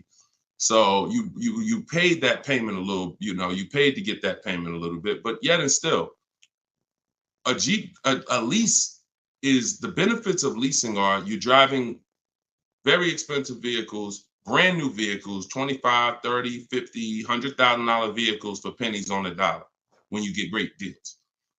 You're literally driving them for 30%, 40% of what someone who purchases them is paying when you get great lease deals. What's the benefit of switching to a purchase? What's the benefit of buying a used car after that? Which is what you're asking, Patricia, is, okay, should I go from my lease to buying a used car? Because that's when you buy your lease, that's all it is. You're buying a 3-year-old used car. There's nothing different than that. So if you are of the mind, and also to get a payment that is relatively low on a lease, you got to take a long, when you buy out your lease, you got to take a 6-year loan, especially with today's interest rates. You're going to take a 6-year loan. So you're literally paying on a car for 9 years. You're committing to a 9-year payment on the same car. Think about that. If y'all enjoying it, y'all gonna spend some time with us. Could y'all tap the screen, keep running the likes up on TikTok? Appreciate you. All right, what's the benefit? So why are we doing this? And for the, all I do is I spend my time talking about numbers and thinking about financial ramifications, financial consequences of the decisions we make. And I try to explain them to you so that you can look down the road and see that this doesn't make financial sense for me to do this. So if you're looking at a $270 a month payment and you put money down, your best bet is going to be to shop for another vehicle, unless you want to keep the car a long time. If you say, Deshone, I'm keeping this thing 8 more years, then you can buy a used car, because the only way it's going to make sense for you to pay 9 years of payments on the same vehicle is if you keep it at least 11 years, which is 3 when you bought it, when you leased it, and then another 8 once you bought the lease out. 11 years. But you paid for 9 on the same car. So there's no good reason to do these things. Buying your lease out is the only scenario where you come in. I used to have people come in the dealer. Some of you who are new to the show, I worked for Mercedes-Benz for 5 years. I worked for General Motors for 5 years. I had my own new car brokerage for 4 years. So I've been in and around cars for the last, since 2006. People would come into the dealer and say, they had a car that they bought brand new. I want y'all to listen to this and stay by your keyboards, all right? Because I'm going to ask you a question. Somebody comes in a dealership, they're looking to replace their car. They say, Deshone, you know what? I want to trade this in for something different. I said, okay, how long have you had it? I had it about 5 years. Oh, so you bought it new? Yeah, I had it since it was new. Okay. Now, somebody's had a car 5 years. If your friend came up to you and said, yeah, I'm about to replace this one, and they told you they had it since it was new, wouldn't you think that it was either paid off or almost paid off? Yes or no? Yes or no? See, if I tell you a story that you'll never forget, you'll eliminate the bad buying your leases. It won't come to you anymore, because you'll think about this story. All right. So most people would think, right? Yes, I see you, Fuzzy Nuggets. Okay, I see you, Lori. Somebody said I had this car for 5 years since it was new. It should be almost paid off, if not paid off, right? Okay, I see you, Jack Nisley on Instagram. So we go through the whole thing of calling the bank, because I ask him, he says, oh, no, it's not paid off yet. Okay, do you know how much you owe? No, not really. Okay, I'll call the bank. I'll get you payoff. We'll find out how much you owe. Now, when I see somebody who would come in the dealership and they were trading a car in 5 years or 4 years or 6 years, I already knew I was going to talk to them about leasing, because they were going to love leasing when I started showing them the numbers and saying, hey, you should stop swapping these cars out. So that's what I'm prepared to tell them about. You're going to lower your payment, and anything your car is worth. If your car is worth 15 grand, most of that is going in your bank account. So you're going to pull all that money out, put it in your bank account. You'll lease the new car with little money. So I'm getting ready to drop good news. And I've done this for so many people, right? So I'm preparing to do this for this person. Now I call the bank and I say, okay, I'm calling to get the payoff for Mr. Jonathan Williams, 2018 Audi. Oh, yes, he owes $18,400. That's a problem. So I look at him and I'm like, the bank is saying you still owe like $18,000 on the car. How is that? Didn't you say you had it for 5 years already? Oh, yeah, but you know what? I actually leased it, and then I bought the lease out. This is how I found out this was horrible. This is exactly how I found out. Wait, you bought the lease out? Yeah, I took a loan out, and see, this is the only scenario where you can have a car for 5 years, but because he took a 6-year loan or even a 5-year loan to buy the balance of the lease, he still has 3 to 4 years of payments remaining. I want to let that sink in. 3 to 4 years of payment. He comes in after 5 years. You know what? I've been driving this car 5 years. Let's go. You still have 3 to 4 years of payments remaining because you bought your lease out. It's a horrible idea. It's a horrible idea. If you want to ask a question about any exceptions to that rule, you feel free to ask. I've got a bunch of smart people on here. We got a couple hundred people on here. Would anybody commit to a 9-year loan? Anybody? Anybody willing to raise their hand and say, hey, yeah, I'll buy a car, 9-year loan? Anybody? No, right? So this is what we have to understand.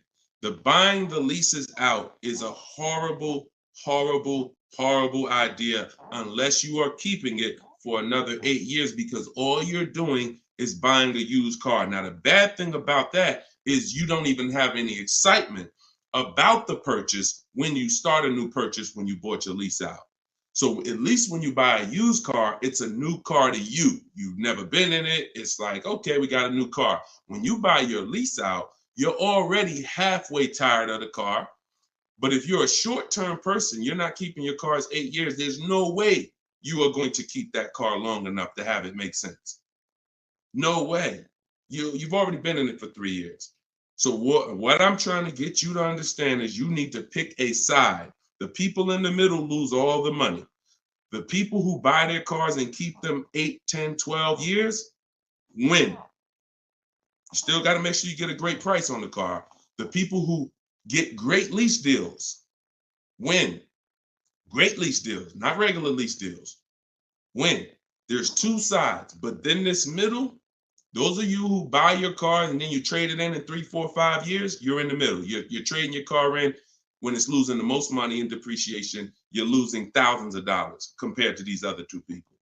And those of you who are buying your lease out, you're paying too long on these cars that you're not going to keep long enough to have it make sense. You're in the middle, stuck in the middle. Pick one side and stick to it. And the way you do that is to ask yourself, every time you're about to get a car, how many years am I going to keep this car? Very simple. 8 years or more, I'm purchasing.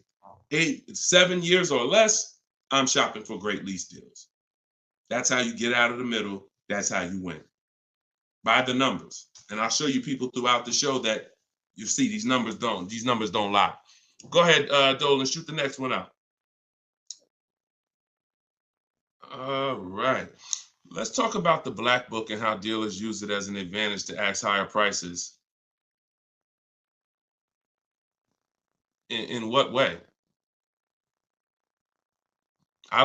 Okay. Black book, most consumers are not even aware of. So when it comes to black book is a tool that dealers would be using, if anything, and consumers are not going to be aware of it. Now, when I've never in my life buying a car needed to focus on what the black book says, because I don't focus on algorithms. I focus on offers and bids. Offers and bids. Even when you go on those websites where you're shopping for used cars, because this is a used car question, you'll see Car Gurus, Kelly, Auto Trader, Cars.com. They give you a algorithm-based opinion. Good deal, great deal, fair deal. That's an algorithm-based opinion because they're not actually doing it like real estate, which is based on comparable sales. So it's all it is an algorithm based on all the cars that are on this website. This is considered a good deal. Now, here's the problem. They don't know what the original price of the cars were. So they're going off of an artificial market system. So if I just take everything on my website and then say, based on everything on this website, this is a good deal, but I don't know the most important thing, which is what I teach. This is in my book. This is everything I talk about you need before you can buy a used car. I need to know the original price. So the car that I ended up getting, which was a 2021 Infiniti truck, they said that was a fair deal. I'm looking at it, and that's why I ignored it. So I don't even pay attention to it. But when I'm looking at these top 4 Infiniti trucks, they all look the same. They're all white. They're all the same year, 2020 at the time. It was 3 years old at the time. They're all within a couple miles, 26,000 miles to 36,000 miles, similar miles. So, and they're all asking between 30 and 32,000. So that's confusing for someone who's going to, now that's why they give you the algorithm, because what they're going to try to do is try to end the confusion so that you don't stay there and you buy something. But no, what you need to do is you need to get the original window sticker of the car. Now, Carfax has agreements with some dealers, some brands. But once I got the original window sticker, here's how the clarity comes in. What I just told you is the scenario that most of you who shop for used cars online, you've encountered that. I'm looking at 4 cars. They all look similar miles. They're all asking within, $1,800 of each other. How do I pick the right one? Right? Normal question. Once I got the original window stickers, what do I see? Well, one of them is $46,000 brand new. One of them is $48,000 brand new. One of them is $52,000 brand new. One of them is $54,000 brand new. And that's the one I got. Type clear if that just clicked for you. See, when I'm looking at the algorithm-based price, now you're telling me, oh, well, these cars are within $2,000 of each other. So really, no matter which one you pick, you really did okay. That's what you're telling me based on the algorithm. But based on the facts, if I accept the one for the lower price, because I think, oh, well, they're all the same. But that's the one that was $46,000 brand new. And the other one that was $54,000 brand new, that had all this special equipment in it and features and all types of nice stuff in it, that one they were asking $1,500 more. So I lost if I picked that lower price one. That's why we don't get stuck on these algorithms and black books and anything like that. We go to the market, we see what the low side of the market is, and then we're going to obtain the Carfax. I have a couple ways that I like to do it. Either through the dealer's website. I'm going to get the original window sticker of the car, and I'm not going to buy a used car without having the original window sticker of the car. How do I know what's in the car? Forget what the dealer's discounting. See, listen, my mission is to show you the science of shopping from home the way I teach, because my way is a science. It's not random. It's actual steps. They don't change. It's a system. McDonald's. Drop the nuggets in for 5 minutes. When you hear the beep, take the nuggets out. They're done. Don't do anything that I don't tell you to do. That's my system. Now, the other ways is the other part of my mission is to show you the hidden money that you haven't been trained to see in your car deals. And this is the hidden money. Looking at things that don't matter is the distraction. It's the time waster. What matters when I'm buying a used car, when I need to know whether I'm getting a great price on it or not, is how much it was originally.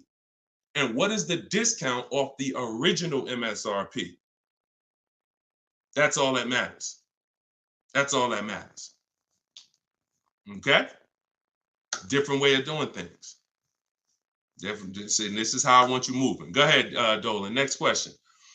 What's up, Andrew? YouTube, I see you. I'm going to lease a 2024 pickup, but I want to have a hard cover on it. Should I search for a truck with a hard top, or can I have one installed while I'm leasing? Would that affect my lease? Great question. Usually anything, I mean, if you can see, here's the thing about seeing a truck that has it. A truck that has it, that option is going to residualize into the lease. What that means is, if it's a $1,500 hardcover, you don't pay $1,500 for it. You pay the percentage based on the lease. You pay the percentage you're using. Now, if you go and you put a $1,500 cover on it, aftermarket or after the lease is sealed, now you're paying the entire cost for that.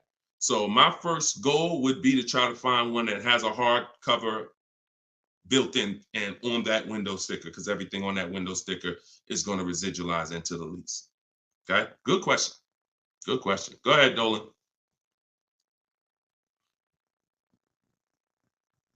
Okay, and we're live, y'all. Just so you know, I know some of you may have seen our broadcast because we rebroadcast these shows all day, but we are live. Today is our Wednesday 12 p.m. show and Eastern time, so you can ask your questions. We'll get through as many of them as we can. All right, Instagram, what's going on? When you negotiate a lease, are you negotiating the price of the car or the lease payment? Okay, so here's the format you're going to use when you are getting your lease offers. Before you start negotiating, you must have the format you're going to use. Oh, I see y'all running the likes up on TikTok. Every time y'all hear something that you like, if you could just tap the screen, that would be great. And wherever you're at, if you could hit the like button, I see we got 2 likes. That's pretty sad, but it's all good. I'm thankful for the 2 likes on Facebook and YouTube. No, I think that's Facebook. But anyway, a lot of you don't realize how important the like button is, because it sends an alert out. So anyway, we look, now they're running them up on Facebook. I gotta start asking for the likes on Facebook too. All right, so this is the format you're gonna use when you are okay. So let's say I'm purchasing a car, new car, used car. My format is always offers all in, taxes, plates, everything included. That's the format. Forget negotiation. If you have the wrong format, then you're gonna not be strong. You're not gonna be able to have a good, negotiation. So if I say I'm gonna negotiate the monthly payment on a purchase, I'm setting myself up for failure. So we focus on the price of the car when we're buying. With a lease, though, it's different. A lease, the format we follow is, and it's based on the 1% rule. The 1% rule is what was used to basically, the 1% rule was a judge for great lease deals since before I even got in the car business. I don't know how early I heard about the 1% rule, but the people who had been leasing, savvy leasers, people who knew their stuff, they knew about the 1% rule. So if your payment was 1% of the MSRP, no money out of pocket, then you just won. You stole the car. So great value. You're paying $400 a month for a $40,000 car, 3 years. You're paying like 15 grand. It's ridiculous to drive that much car for that low amount. Now, ever since so let's continue. Hold on. So that's the format we want to follow, because what we're now trying to see is it going to be a great deal? A steal, which is under 1%, is a steal. I call 1% to 1.5% a great deal, and then over 1.5% is a bad lease deal. So we're looking to see but we need to follow that formula, that format, so that we can judge. And what that is we get our offers with first month's payment total out of pocket. Listen, we do not say the word down payment anymore. I want you to eliminate down payment. When you're shopping, I want you to eliminate the word down payment, because who's had this happen? Be honest. You come in, you're talking to a car salesman, you're like, okay, I can put $2,000 down. Now, later on in that transaction, you end up finding out that the $2,000 down didn't include tax, didn't include the fees, and now they're asking you, well, how do you want to take care of those? Who's had that happen? Type me if you've had that happen. Oh, I thought that included everything. Now, I thought, 2,000 was like, or they'll look at you and give you a quote and say, okay, your quote is 2,000 down, X amount per month. And then you get up there and you say, hey, oh, yeah, it's 2,000 down, but you got to pay for your plates, and then you got to pay for the taxes, or do you want to put those in the payment? So whenever you leave these things to chance, you leave an opportunity for you to, be surprised, and we don't like surprises. So what we say is total out of pocket or total due at signing. Either way, this is the amount that I'm coming out of pocket with. Everything else needs to be included. So we're doing our lease quotes with total out of pocket, only our first payment. Because when you lease, you pay your first payment and then you drive off. It's not like a purchase where the payment comes 45 days later. It's pay your first month's lease payment, then you drive. So that's all we are paying. That's it. First month's lease payment. Now, I'm not telling you that's all we will pay finally. You can keep that question up, Dolan. I'm not telling, because I want people to know that what question I'm answering, even though it might take 2, 3, 4 minutes to answer it. So there's plenty of scenarios where we are going to put money down. Once we have a great deal, we might want to lower that payment.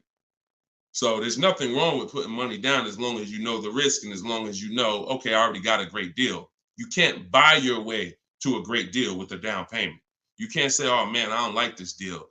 Man, all right, show me what it looks like with $5,000 down. And then they're like, oh, okay, yeah, I like that payment better. Let's do that. No, you're trying to buy a deal. You have a deal before the down payment comes in.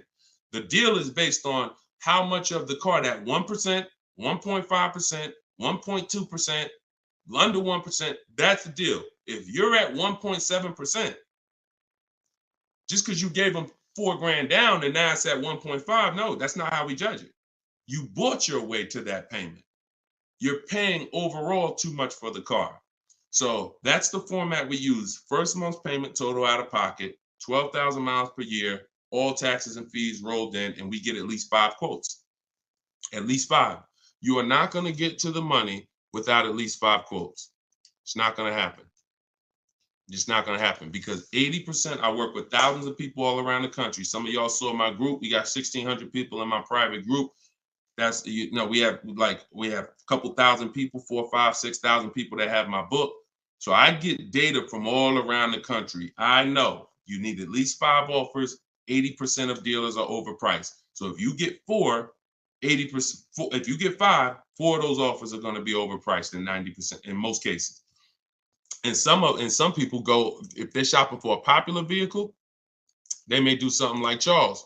Charles was shopping for a Palisade. He knows that's a popular truck. He got 10 offers.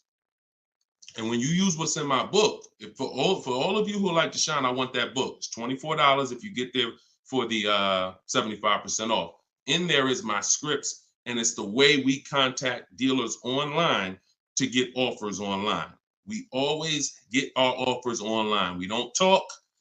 I'm not giving you scripts to say, hey, yeah, all right, I got to remember what Deshone told me to say. No, we are online. They're online scripts and templates, because if we talk, we're messing up. Whenever we're talking to a salesman about numbers, you're not following what I teach, because I'm never going to be in that position. I'm never going to tell somebody to be in that position. Everything we do is online, but you must get 5 offers at least. And you see, Charles got the Palisade, $48,000 truck, $597 a month. It's people on here. It's probably people watching this broadcast that's like, I got that same truck, Deshone, and I'm paying like 7, 8, 9.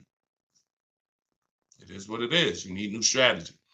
So go ahead. That's how we format leases. And once you get your offers in that format, Nicole, now you can start to compare the offers, and now you can start to negotiate if you want to make, because we always make counter offers. Whenever someone sends us a quote, we always make counter offers. In fact, I have a calculator that you put the offers in and it tells you what you should counter. But if you're going to do it your way or my way, it doesn't matter. We always make counters and then we settle from there. That's how we negotiate. Right format, then we do our counter offers. That's how we negotiate and get these deals. All right. All of this is in my book. For those of you who haven't gotten there yet, or those of you who just jumped on, it's in my TikTok bio. It's in my Instagram bio. There's a website there. You just click that picture of me. You won't leave the broadcast. Click the link in my bio and click the button that says 75% off the new book, and you'll have your copy in your inbox. You can use all of this stuff forever. And it's a digital book. Some people say, Deshone, is it in print? You don't want to print the book? No, because I can't update it. If I print the book, every single new thing that happens, I gotta remake the book. And now you got Cars from Home Volume 1, Cars from Home Volume 2. Every year I'm putting out a new volume to update it. No, with the digital book, we can update it all day long. So it's really a one-time purchase. So in the Facebook and YouTube comments, you guys can get yours, and you can win. Go ahead, shoot the next one up, Dolan. Okay, Sierra on Facebook. Even if you're getting another lease, will you still owe the remaining payments? Yes. Yes. Look, it's a bunch of lies. I know people have told you that if you now let me preface this, because what she's asking is, see, a dealer that you did business with may make it look like if you come here, we'll get you out. Who has dealers calling them right now, telling them, hey, come on in, we'll get you out. We'll take care of the old payments. We'll get you out of your lease early. We'll buy you out of your lease. Or if you got a car and you're not leasing, they're like, hey, we need your car. Hey, come on in. We'll make a deal. We'll keep your payment around the same on the new version, all of this stuff. Okay? So I want to talk specifically about what happens. First of all, that's a computer generated letter. So when you see, hey, Rico, my manager just saw your 2014 Saturn Ion. Man, I have a customer looking for that exact car. That's all a computer rated. That same email, that same letter goes out to 10,000 people at once. Okay, so don't. So understand that. Now let's hone in on the people who they hit you with I'll get you out of your lease early. There's only one way where payments are going to be waived, because the dealer can't waive payments. Only a bank can. So if you're with Honda Financial, if Honda Financial decides they want to do some type of loyalty program where they waive remaining payments, and it's usually 1 or 3. The most I've ever seen when I was with Mercedes, there was some cars they wanted to get back. They did 5, but that was it. And that went away.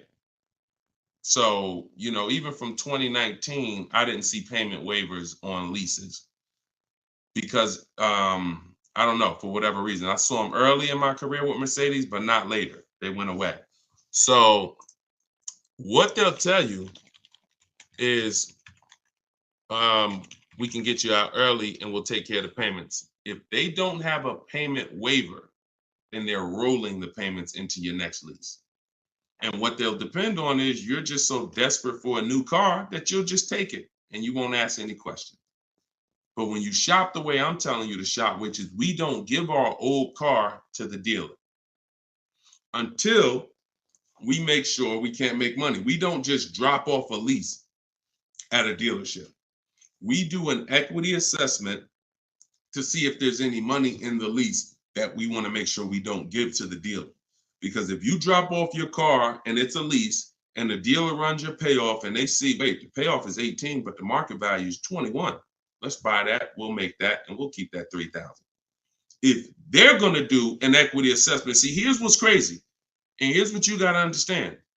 They're doing an equity assessment regardless of whether you do one or not. We're going to do one. Every single lease that comes in that a person drops off. Why do y'all think y'all seeing commercials now that say we're a lease return center? Bring your leases here. You go on a dealer's website and you see, hey, drop off your lease courtesy, because they know most of the public is not going to do an equity assessment. And if we do 20 lease returns, it's going to be money in 3, 4, 5 of them. So we'll do the other 16, make no money on them, because we'll make $7,000, $10,000 on those 4. We'll make 2, 3, 4 grand a piece on those 4. This is your money that you gave unknowingly. Now, equity isn't in every car. That's why I just laid out that most of the time it's not. But if you drop off your car without doing the equity assessment, which is getting real offers, CarMax, Driveway, Carvana, Kelly's Blue Book Instant Cash Offer, Car Guru Sell My Car, AutoNation Sell My Car, that's 6 offers. We get 6 offers all the time because everything we do is a bid. So if you don't do that, you're now potentially leaving thousands on the table. So when you do that, you're not going to ever feed into the, oh, let the dealer who wrote me a letter say, bring your car in and we'll get you out of that car and we'll take care of the payments. You're going to know if you have equity or not. Now, if you do not have equity, then all they're doing is saying, how can we finagle this, get them out of this car into a new one?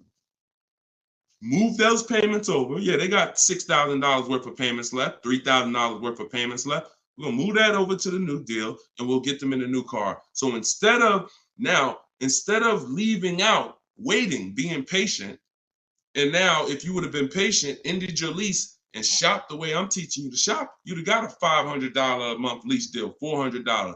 But they'll get you out early because you're paying $650 right now. And they'll say, hey, come on in. They'll move the numbers around and they'll say, look, good news, we kept you at $650 and you get to get in another car.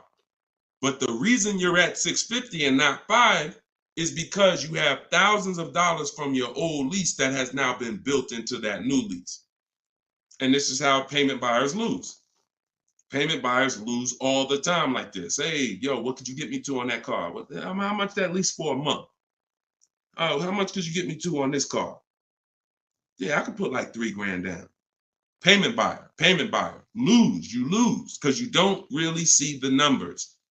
So you stick around, you use what I'm teaching you, you'll see the numbers and I can't reveal these things to you. I can only tell you they exist and give you the strategy. You don't believe it until you've seen it for yourself. All this stuff sounds good. If you've never used my stuff, this sounds good. You don't believe it yet.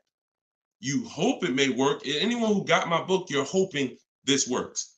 But once you use it, you're a believer. It's a difference. So we got, look, this is Tiffany. Tiffany wrote, she got the book. She sent me this the other day. She said, look at my deal. $44,820. I told you, everybody who has my book, I told you, email me your deals when you get your card. Look, $44,000 sticker. She got a $6,530 discount. And look, I'm not going to read everything she wrote because she's just praising the system. She's praising sitting there, negotiating from home, using the tools, winning. Save more money on this new car, brand new car, than she's probably ever saved on any car. And she never had to go in a dealership to do it. Bids. So she was hoping this would work. She was on this show. If she got my book, she couldn't have been in my life more than a month. We just started the show. So she literally was hoping, all right, I'm going to use this, Deshone. But now it's not a matter of hoping. She knows. That's where you got to get. So all of this stuff I'm telling you, you got to prove it to yourself by the actions you take. And once you see how overpriced these deals have been that you've been considering, you'll understand, wow, I'm never going in a dealer to get my prices again. Never. And then that's when you know you've been transformed. Go ahead, Dolan, shoot the next one up.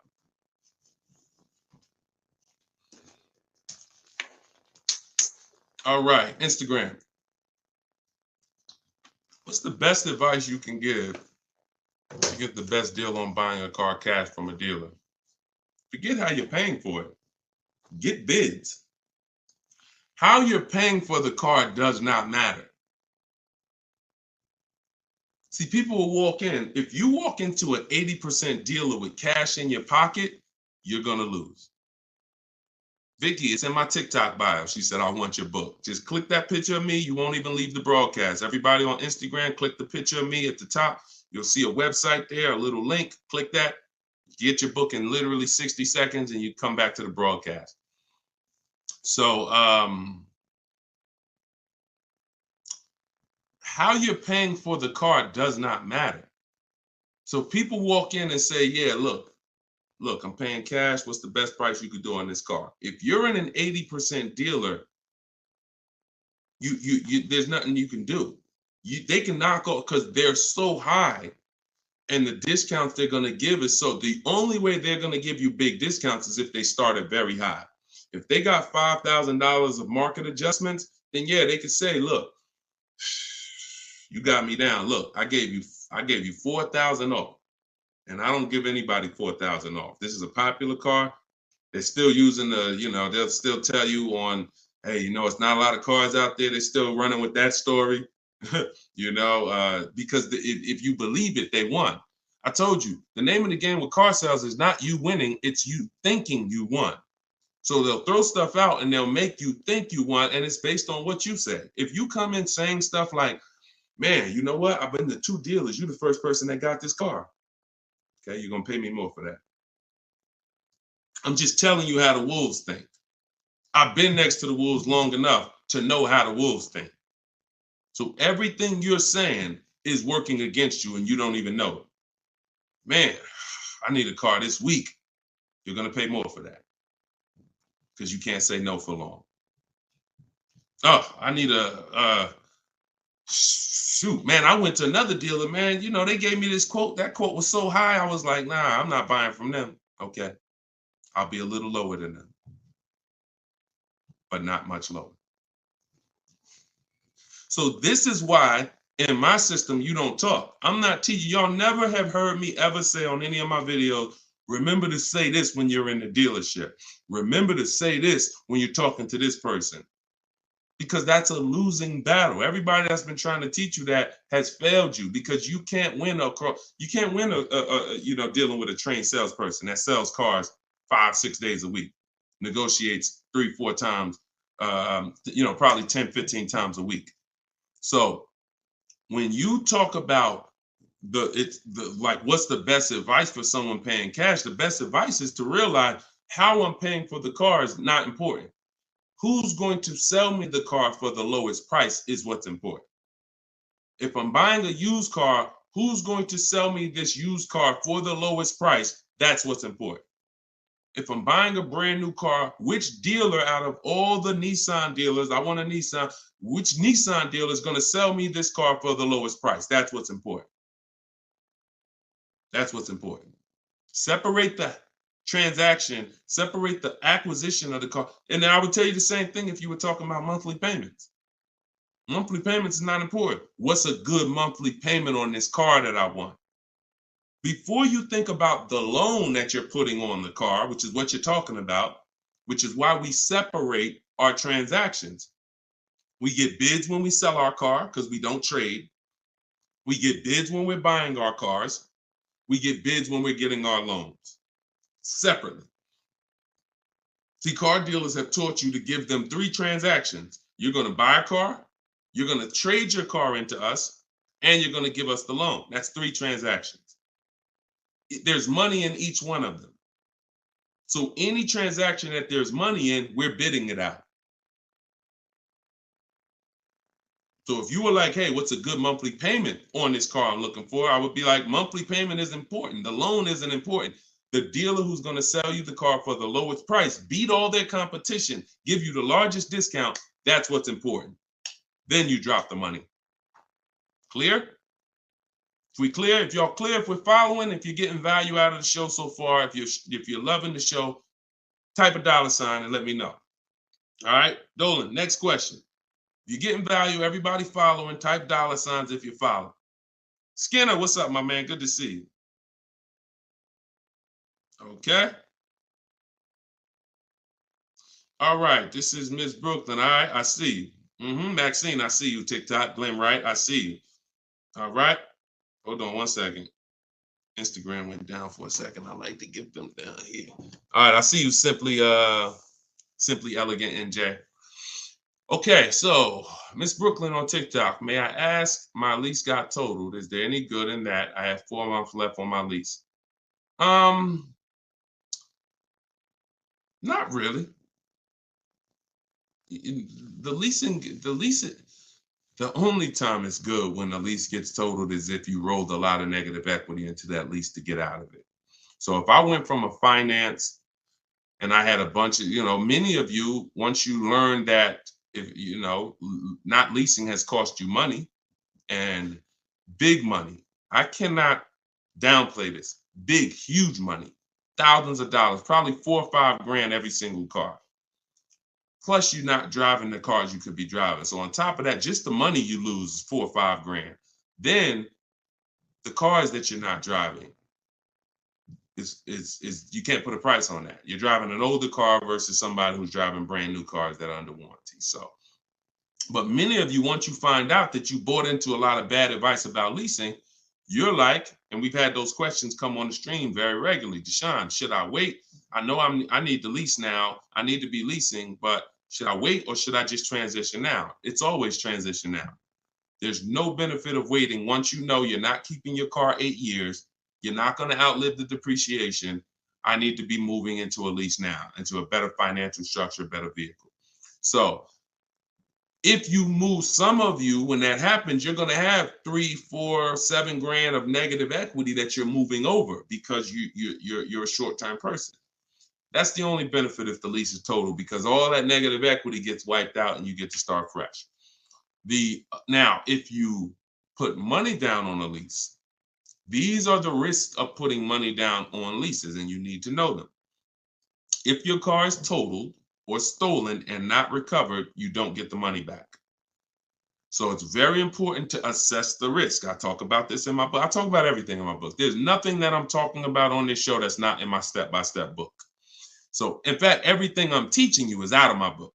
So when you look and say, all right, should I put money down? Then you assess your risk. How many vehicles have you had stolen in your life? If the answer is 0, then chances are you won't have a vehicle stolen.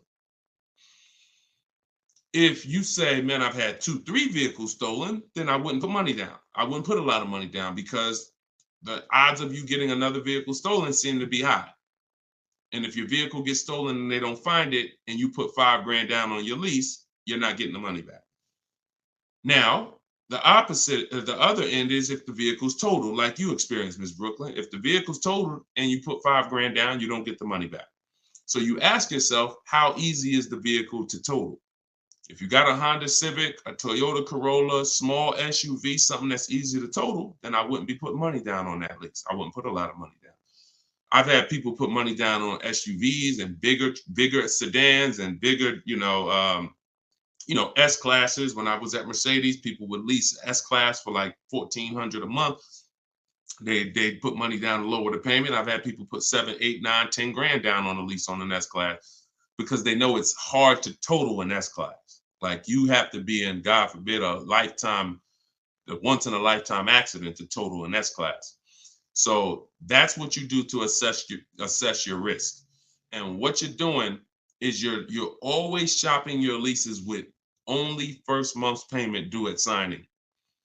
Because if you can get a car that has everything you want, and once you get all your offers, if the monthly payment's in your budget with no money out of pocket, then that's what I would do all day long. That's what I would do all day long. But sometimes people will get like a lease and it's a great deal. It's under 1.5%, but they're like, you know what? Payment is like $600. I want to lower that to like $500, and they'll put $3 grand down to lower it, $3,500 down to lower it to $500. But that's a decision you make only after you assess the risk. But in your particular case, if you didn't put a lot of money down, then no, you're just going to start fresh. You're going to shop for your lease, and that's it. Good question. All right. Yes, under 1%, we call that a steal, Skinner. Absolutely. That is a steal, not a deal. Go ahead. And we get steals. Some people may say, look, man, how do you see steals? We already know. Look, we get steals. When you get bids, you'll see some steals depending on the lease program. Farina just got her Jeep Grand Cherokee, $66,000 Jeep Grand Cherokee, $579 a month. $579 a month. 0.88%. Sitting at home getting bids. All right. Go ahead. Next question, Dolan. Shoot it up. This is Byron on TikTok. How long should you wait to refinance after the purchase date? As soon as it makes sense. I don't know what your interest rate is, and I don't know how thoroughly you shop for your loan. If you use the bank bidding war, we're letting 15, 20 people run our credit within a 48-hour period. So it only is going to weigh on our score like as one hard inquiry. So if one hard inquiry would have lowered our score 10 points, those 15, 20 inquiries will lower our score the same 10 points when the window closes. So if you shop like that, then no, you're not going to refinance in a month because you shop the market so thoroughly, the potential for you saving in the short term is not going to be there. But if you didn't, then yeah, you might be looking now and see that there's people who can refinance you for a lower rate. But again, the reason I don't like doing that, if you just got the car, because now you're talking about, potential more hard inquiries. But what are you going to do? If you think you could get a lower interest rate refinancing, I go online, type in refinance car loan online and see, I think Lending Tree, Nerd Wallet, they have a couple resources that they recommend and see if you can save money. I'm refinancing if I could save money, if I could drop, because look, on a $30,000 loan, if you got $30,000 that you owe, if you could drop your interest rate by 1 point, that's probably $1,000. So, I mean, if you're not taking the shopping of your interest and your loans, that's why we bid this out. In my book, not only, and I have a section when I send it, it's called the Bank Bidding War. So I haven't combined it into my book yet. But for those who are financing, I'm going to restructure the book. Again, another update coming of the book, because that's what we do. And I'm going to add the Bank Bidding War to the book. But I don't want you, if you go online and you see that you can refinance and you can drop your interest rate, then do it. But I always tell people, don't just take a long loan, because what they'll try to do is tell you and what you can fall for. Because if you just get hung up on the monthly payment, they'll tell you, well, if you take a 5-year or 6-year loan, refinance it to 6 years, your payment goes from $490 a month to $350, and you're like, okay, give me that. But if you've already been paying for for a year, now you refinance for 6 years, now you got 7 years. So you want to look at the total amount. So here's the rule of thumb that I like to follow. You can use it if you want. You're free to do what you want, but I think it's a good rule. You refinance and you take the highest payment you could afford at the new low interest rate. So if you could afford the $500, no problem, then take the $500. That might be 4 years. If you could afford, don't go to the lowest payment. Go to the highest payment you could comfortably afford, because that's going to give you the shortest loan. And other than that, that's it. That's it. Go ahead, Dolan. Kevin from Instagram, what's going on? Does your credit score guarantee you a great deal? No, absolutely not. There's tons of people for the last 3 years. Strategy guarantees you a great deal. Strategy. We get below market deals. There's no one using what I'm teaching. There's no one using what's in my book that's following my strategies and that's not getting below market deals, because we see the market. You can't get below market deals if you don't even see the market. How you going to get below market deals? You got one offer. You got 2 offers. You get what I'm saying? How do you know what the market is?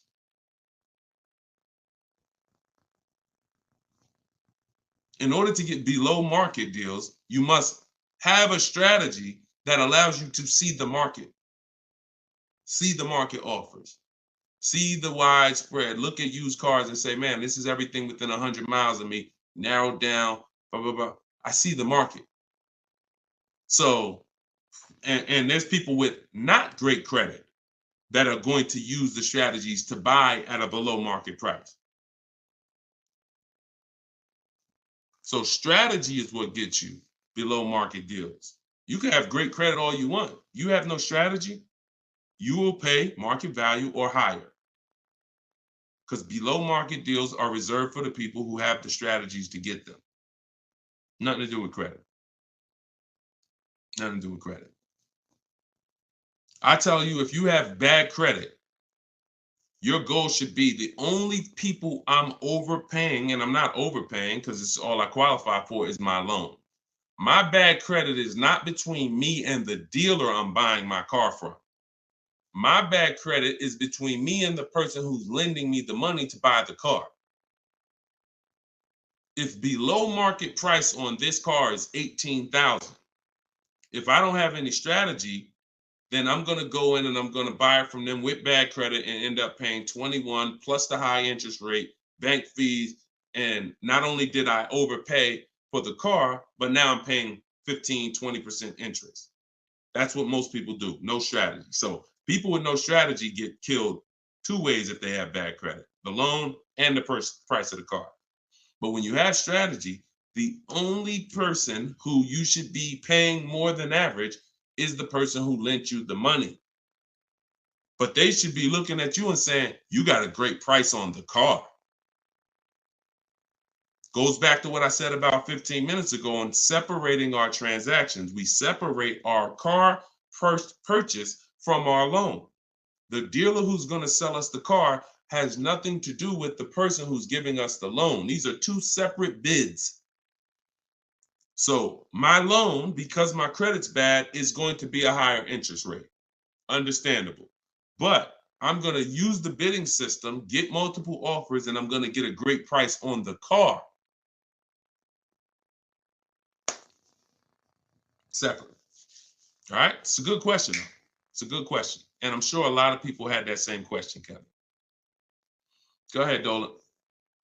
All right. Appreciate y'all running the likes up on TikTok. If y'all can keep tapping the screen. Thank you, Ambitious73, for sharing the broadcast. Shout out to the sharers on Instagram. Y'all see next to the comment section, there's something that looks like a little paper plane. If you hit that, you can share this with a couple of your friends. You should certainly be sharing this with your best friend because they might not be friends. I'm going to be honest with you. If I had a friend and he was watching this stuff, shopping for cars, and didn't tell me about it, and I went out and I just went and if there was this new way to car shop to save all this money and he didn't tell me about it, I'd be a little upset, especially when I bring my car home and realize, dag, I overpaid for it, $5,000, $10,000, or dag, I ain't even know about leasing. You know, my parents told me, man, I should never lease. Oh, you don't listen to this guy, Deshone? Nah, man, I don't lease stuff. No, you need to listen because if you're not keeping cars 8 years, he's going to show you why you're overpaying by thousands of dollars by not leasing. It's not even close. Oh, for real? All right, I'll watch him. Then next thing you know, he's seeing me, but he bought a used car last year, or he bought a car that he's now in a finance with, and he's like, man, how long you been watching this guy? Man, I've been watching him for 2 years. You couldn't tag me in a video? You couldn't tag me how many people come on my stuff and say, Dad, I wish I would have saw this before I got my car. We're trying to prevent that. I don't want your friendships destroyed. Not only am I trying to save households financially, I'm trying to save friendships. All right, go ahead, Dolan. All right, we got the next one up. Jason, should you use MSRP minus dealer incentives to calculate the 1% rule or the MSRP without the incentive? Nope. MSRP. I showed y'all this the other day. I'm going to show y'all this again. Well, I showed people on the broadcast the other day, right here. Just let me remove that question so everybody can see it. Just take that question down real quick, Dolan, so everybody can see this window sticker for me. All right. See right here? Total MSRP. That's what you use. That's what you use. So the reason why you're using the total MSRP is because once you use if you're on TikTok, you'll see it on the rebroadcast because we rebroadcast these shows throughout the day. Once you see the MSRP the percentage is what's going to change based on the offer the dealer made you. We do not change the, we don't calculate our formula based on the selling price, because the selling price, when it's adjusted, it's going to change the percentage overall. The selling price is what's going to dictate whether it's 1%, 1.4%, 1. So the selling price, once you take the monthly payment and divide it into the total MSRP, it's going to tell you, okay, who gave me the biggest discount? The lower the percentage, that's the dealer that gave the biggest discount. It's reflected in the percentage. So we don't have to adjust the MSRP. The selling price, if they took $15,000, look, they took a crazy amount of money off for Greg, $56,000 MSRP. He got a 0.9% lease. Matter of fact, let's look at Kimberly. Kimberly, she got a Maserati. She got a $91,000 vehicle. She ended up getting over 20 grand off. Over 20 grand off, getting bids, saving more money at home than everybody saving in dealers. Can't get these types of deals in dealers. So $86,000, then she got $66,000 offer. So they were taking $20,000 off. And then the car that she ended up getting was this one. And look, when you see 1%, when you see a low, that means all that discount that they took off is reflected in the percentage, because the percentage is what you are paying relative to the MSRP. So no, always use the total MSRP like I just laid out. Okay, that's the formula. All right, go ahead, Dolan. Great questions today. We're getting great questions every day. I'm enjoying it. TikTok, do you have to repurchase to get the book updates? No, you don't, Youssef. That's why it's a digital book. Example, Room went out of business a little while ago. Room used to be in our bids. When we sold our cars, the equity assessment, Room was in there. When we bought a used car, Room was in there. So they were in our bids for the marketplaces and for our selling our cars. They went out of business. I went right into the master file, updated it. That's why when you get your book, an email is sent to you with the master file. You don't want to ever lose that email. Even when you download the book to your computer or your phone, don't delete the email, because the email is what I update that will actually be what you refer to. So when you come back a year from now and you use it, you'll see, oh, shoot, this is different. Yeah, because we update this. So yeah, once you get it, that's why it's a digital book. That's why I didn't print it. And if I would have printed it, I could have, made more money probably, because I could have just said, hey, all right, y'all, a year from now I'm on here. Okay, so we had a lot of changes last year. This coming with our business, and now this new tool exists, and now this. So now this is Cars from Home Volume 2, and you can get it right now, but that's not the mission. So, but there is probably going to come a point where I'm not doing the 75% off anymore. I know that's our welcome offer. So, I mean, those of you who come on and look, $97, we've had people pay $97, not ask any questions, because if they use the book, they're not even asking any questions. If they use the book, it's like $97. I would have paid $900 if I knew what this book was going to do for me. So they're not hung up over $70-something difference. But I will at some point probably do away with the 75% off offer once we really launch and get enough books out there in the marketplace. So, but for now, you can get yours for 75% off in my TikTok bio, in my Instagram bio. It's my new digital book, Cars from Home, 7 Steps to Saving Time, Money, and Avoiding Dealers. Here we are on Goodreads. Thank you to everybody who's reviewed the book. And if you haven't reviewed the book and you used it, please go to Goodreads and add to our 5-star reviews. I appreciate you. And then we have a comment in YouTube and Facebook in the comment section where you guys can get yours. Or go to deshonsbook.com. Get your 75% off before the timer expires. You got 30 minutes. All right, go ahead, Dolan. Valerie on Facebook. In leasing cars, can I do personal modifications? Great question. I'm an amputee. I have to drive with my left foot, so I need a left gas foot accelerator installed in order for me to drive. Can I do that modification on a lease car? That's a great question. Anything that can be restored back to factory, then you can do it. Like if you are going to, now you tents, they don't require you take off tents because some people like, that's a serious question. Can I tent my car on a lease? Sure. They don't usually sweat tents. But things that really like are changing the makeup of the car like this, it depends on if this is removable or not. If it's removable, then of course. If it's not, and it's a permanent adjustment, then I would say no, because they're going to bill you for that. And so what I would do if I'm you is I would only be, if you're not keeping your cars 8 years, now the mission is still to beat depreciation. So you don't want to buy your car, especially you, because you're making a custom update that will lower the value of the car. So whatever car you buy, Valerie, let's say your car's value would have been like this, going down over a 3 or 4 or 5 year period. Because of this adjustment you're making, it's going to go like this. Because if that update that you're making can't be removed, then you lower the amount of people who are interested in that car when you go to resell it. So what I would tell you, if you're not keeping cars 8 years, then you should only be buying pre-owned cars. That's going to be your smallest losses. Don't buy new, because when you, again, buying new and you doing your modifications on them, you're going to destroy the value of the car. You're going to lose so much money in depreciation and resale. So I would only be shopping for a used car if I'm you, unless there's a way for you to remove the modifications once you do them. Even if it costs you $1,000 to remove them, you're up, because the amount of money you're going to lose by doing that type of modification. I say the same thing to people who like to put, big exhaust systems on their cars.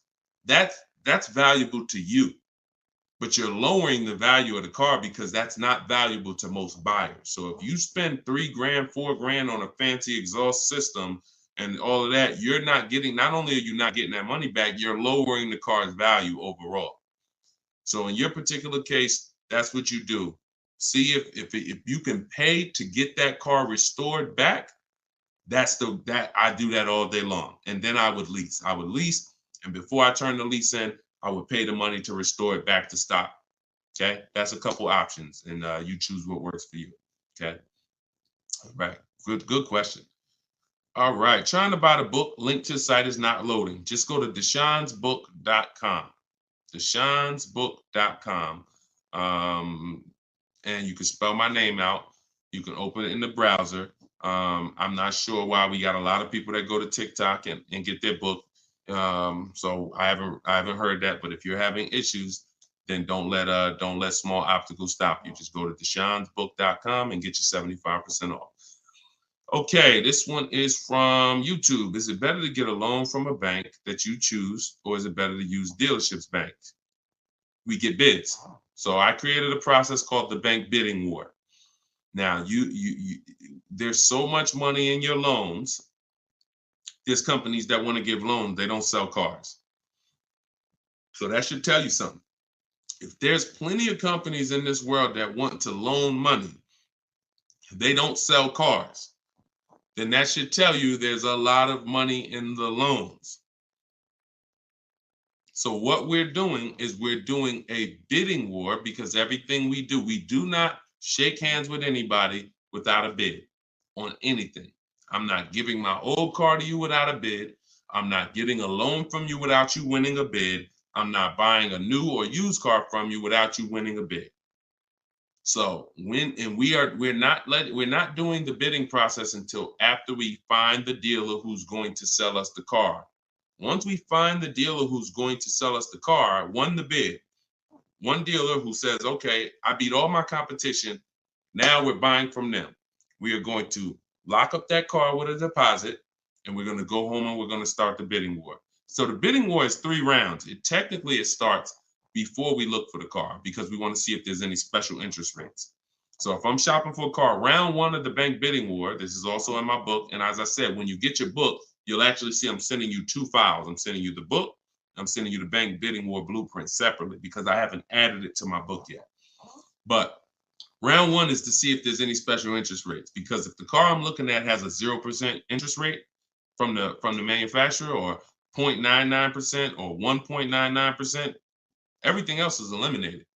There's no reason for me to look anywhere else. Now, we always have to see what the term is, because sometimes they'll say 0% for 36 months. That's not going to work for most people, because that loan is going to be too short. Payments would be too high. So we got to look at the term. But if we see they have 1.9% for 60 months, or 2.99% for 72 months, this is really going to, no bank or credit union is going to beat that. So that's round one. Now, most vehicles are not going to have that. So then we do what we just said. We're getting the bids. We're finding a dealer that's going to sell us the car for the lowest price, win the bid. Once we do that, we lock our car up with a deposit. We come home. That's where we start the bank bidding war process. So we're going to go online. We're going to call our bank, our credit union, do all these offers, let all these people access our credit with a hard pull. And then we're going to get the bids in round two. Whoever gets the lowest bid, they win round two. Then we call the dealer and we say, hey, this is what I got. If you guys can beat it with one of your banks, I'll do the business with you. That's simple. That's the bidding war. And see, when you do bids, when you follow my process, you eliminate any buyer's remorse.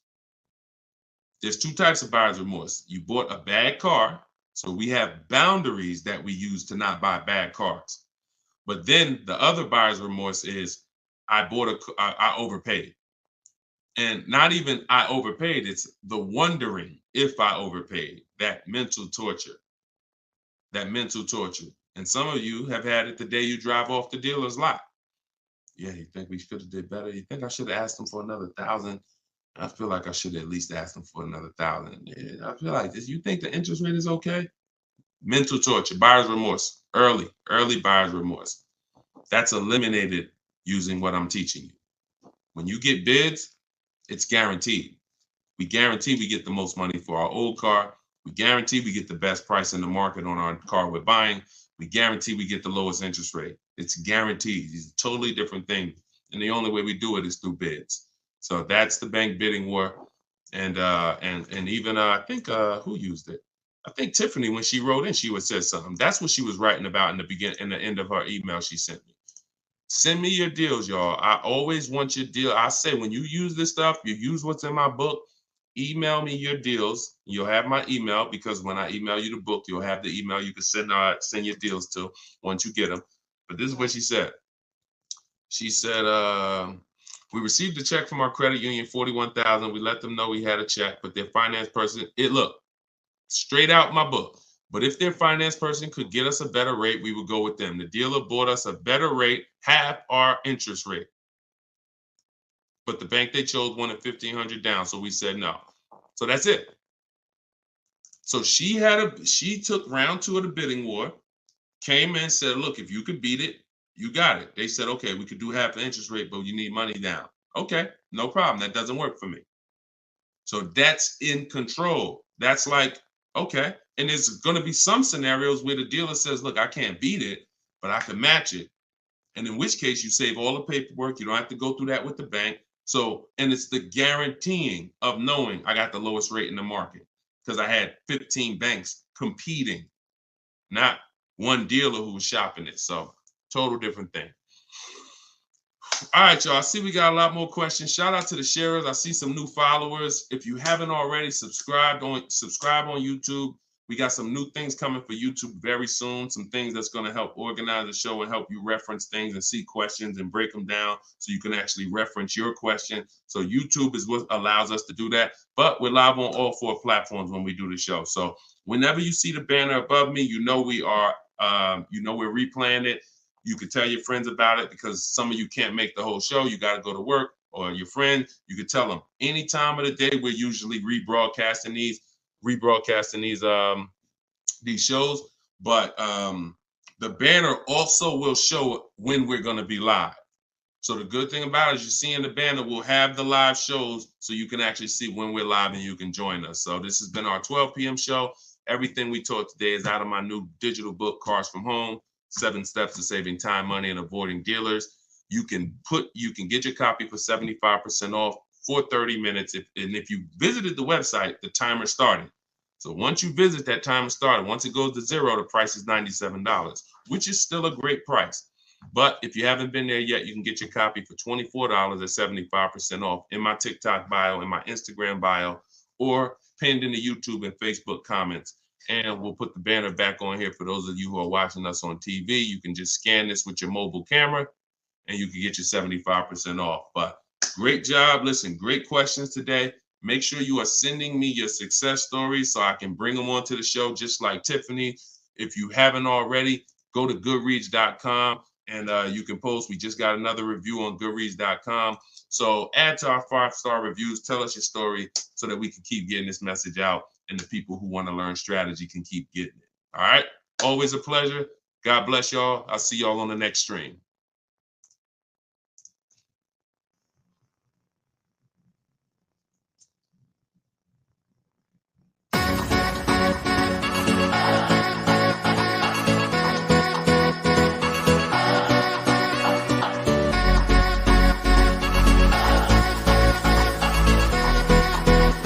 The worst possible thing you could say when you walk into a car dealership. I spent 5 years with Mercedes-Benz, 5 with General Motors, and the worst thing a person could say when they walk in is, if you could just get me to this payment, we got a deal.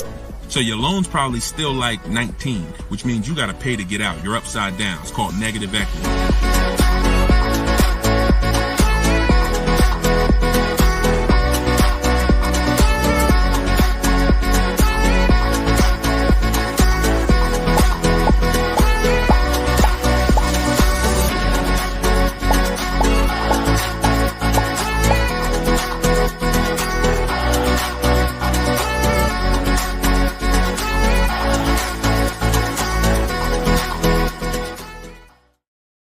What's up, everybody? Welcome back to Car Shopping Questions and Answers. I'm your host, Deshone the Auto Advisor. This is episode 12, and we do these live shows to make sure that those who are committed to financial literacy get the insider strategies they need to get below market car deals.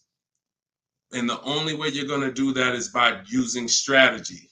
So that is what we teach here. I am all about giving you the simple strategies you need to sit at home and let dealers bid for your business, let banks bid for your business, and let people bid for the cars that you're going to sell, not trade. And that's what we do here. So for those of you who don't know me, my name is Deshone the Auto Advisor. I spent 14 years in the car business. And since 2020, my mission has been to create smarter car shoppers, buyers, and owners. So if this is your first time ever seeing us on a broadcast, could you type the number 1? What's going on, Lisa Jane? Good to see you. I appreciate it. Hey, you're the best. I appreciate it. Listen, you keep using what I'm teaching, you're the best. I just love people who are committed to their money, because the wolves, the 80% of car salespeople who you deal with every day, and you don't know how to find the best car salespeople to deal with, those people are committed to their money. One thing about the wolves and the sharks is they are committed to making their 15, 20, 25, 30 grand a month, and they do not care who gets in the way. When you walk in, you're a casualty of war if you don't know what you're doing. So that's what we do here. So you guys can start typing your questions. I do have my man Dolan in the back moderating. He's going to bring your questions into the show. And if you're watching and you see the banners, that means this is a rebroadcast. But if you don't see the banners, we're live. And right now we're live. This is our Wednesday, 7 p.m. live stream. Okay, so once we get a couple questions, my man Dolan will bring the first one in. We'll get the show on the road. But the simple housekeeping, for those of you who don't know, I am the author of the new digital book, Cars from Home. We're rated 4.94 on Goodreads.com. Thank you to everyone who's reviewed the book and used it. I want you to email me your deals when you pick up your cars. See, what I want from you guys is to be excited about the deal. Right now, most of you are ashamed of your deals. So that's just a fact, because you wouldn't email. And I'm not in the business of telling people they got bad deals. But once you start using what I'm teaching and you start getting bids and shopping the easy way, you'll love to share your car deals. You'll be sharing your car deals with anybody willing to listen. And that's what I want. Okay, so As part of our welcome launch, you can get your copy of Cars from Home, 7 Steps to Saving Time, Money, and Avoiding Dealerships. It's 75% off in my TikTok bio for 30 minutes, in my Instagram bio for 30 minutes, or if you're on YouTube or Facebook, you can click the comments we have pinned for you and you can get your copy for 75% off. You won't pay the normal $97. You'll get it for $24. So Dolan, if you could, matter of fact, I'll throw the banner up. Dolan, you could throw the first question up and let's get the show on the road. Okay, this one's from TikTok. Miss SPM Clark, how are you? Is it a good time or season to buy a vehicle? That's a great question. Is it a good time? And whenever you hear a question that you like, that y'all running the likes up on TikTok already. Shout out to everybody tapping the screen, running those likes up. I appreciate you all. That's a great question. Is this a good time or season to buy a vehicle? There's no bad time. I'm going to tell you why. What you're depending on is to be positioned to find a dealer who really wants to move a vehicle. Now, 80% of dealers are overpriced. I'm going to continue to say that. Now, the reason I know that is because since 2021, I've worked with 1,600 people in my coaching program and probably another 5,000, 6,000 that have my book already. I know the data. When we're looking at offers, 80% are overpriced. So you need to know that 80% of the dealers that you're dealing with, 80% of the dealers in this country, if you're driving down the highway, 80% of the dealers are overpriced. They don't all have the same prices. I know you may have been taught that, oh, every dealer is the same. They're all different. They're all competing against each other. So you now use that to your advantage. Marketing tells you when does the marketing tell you is the best time to buy a car? We got a good number of people on here already. Make sure you stay by your keyboards because if this is your first time on the show, you'll see we ask questions and then I need you guys typing fast so that we can keep the dialogue going fast. When does the marketing tell you the best time to buy a car is? Okay. Brighten up my light while y'all do that. Hold on. I'll be looking at your answers. Okay. New year. Yep. New cars. Okay. When cars come out. Okay. End of the year after September. Okay. End of the year. I see you, Jamie, on Instagram. Okay. So that's the busiest week of the year. You go into any car dealership, it's a zoo. Now imagine that. I want you to put yourself in the car dealer's shoes. If you knew that you had customers trained so well that by that last week of the year, the place was going to be a carnival. And that's the end of the month is like that too. Holiday, President's Day is like that too. But here's what I want you to think about, because that's just a myth. There's no better deals. So there's some people that are buying cars during the holidays overpaying for them. Because here's the thing, you got a line of people behind you. If you're at home shopping, that's different. But if you're in the dealership, think about it. You got a line of people behind you, 10 people.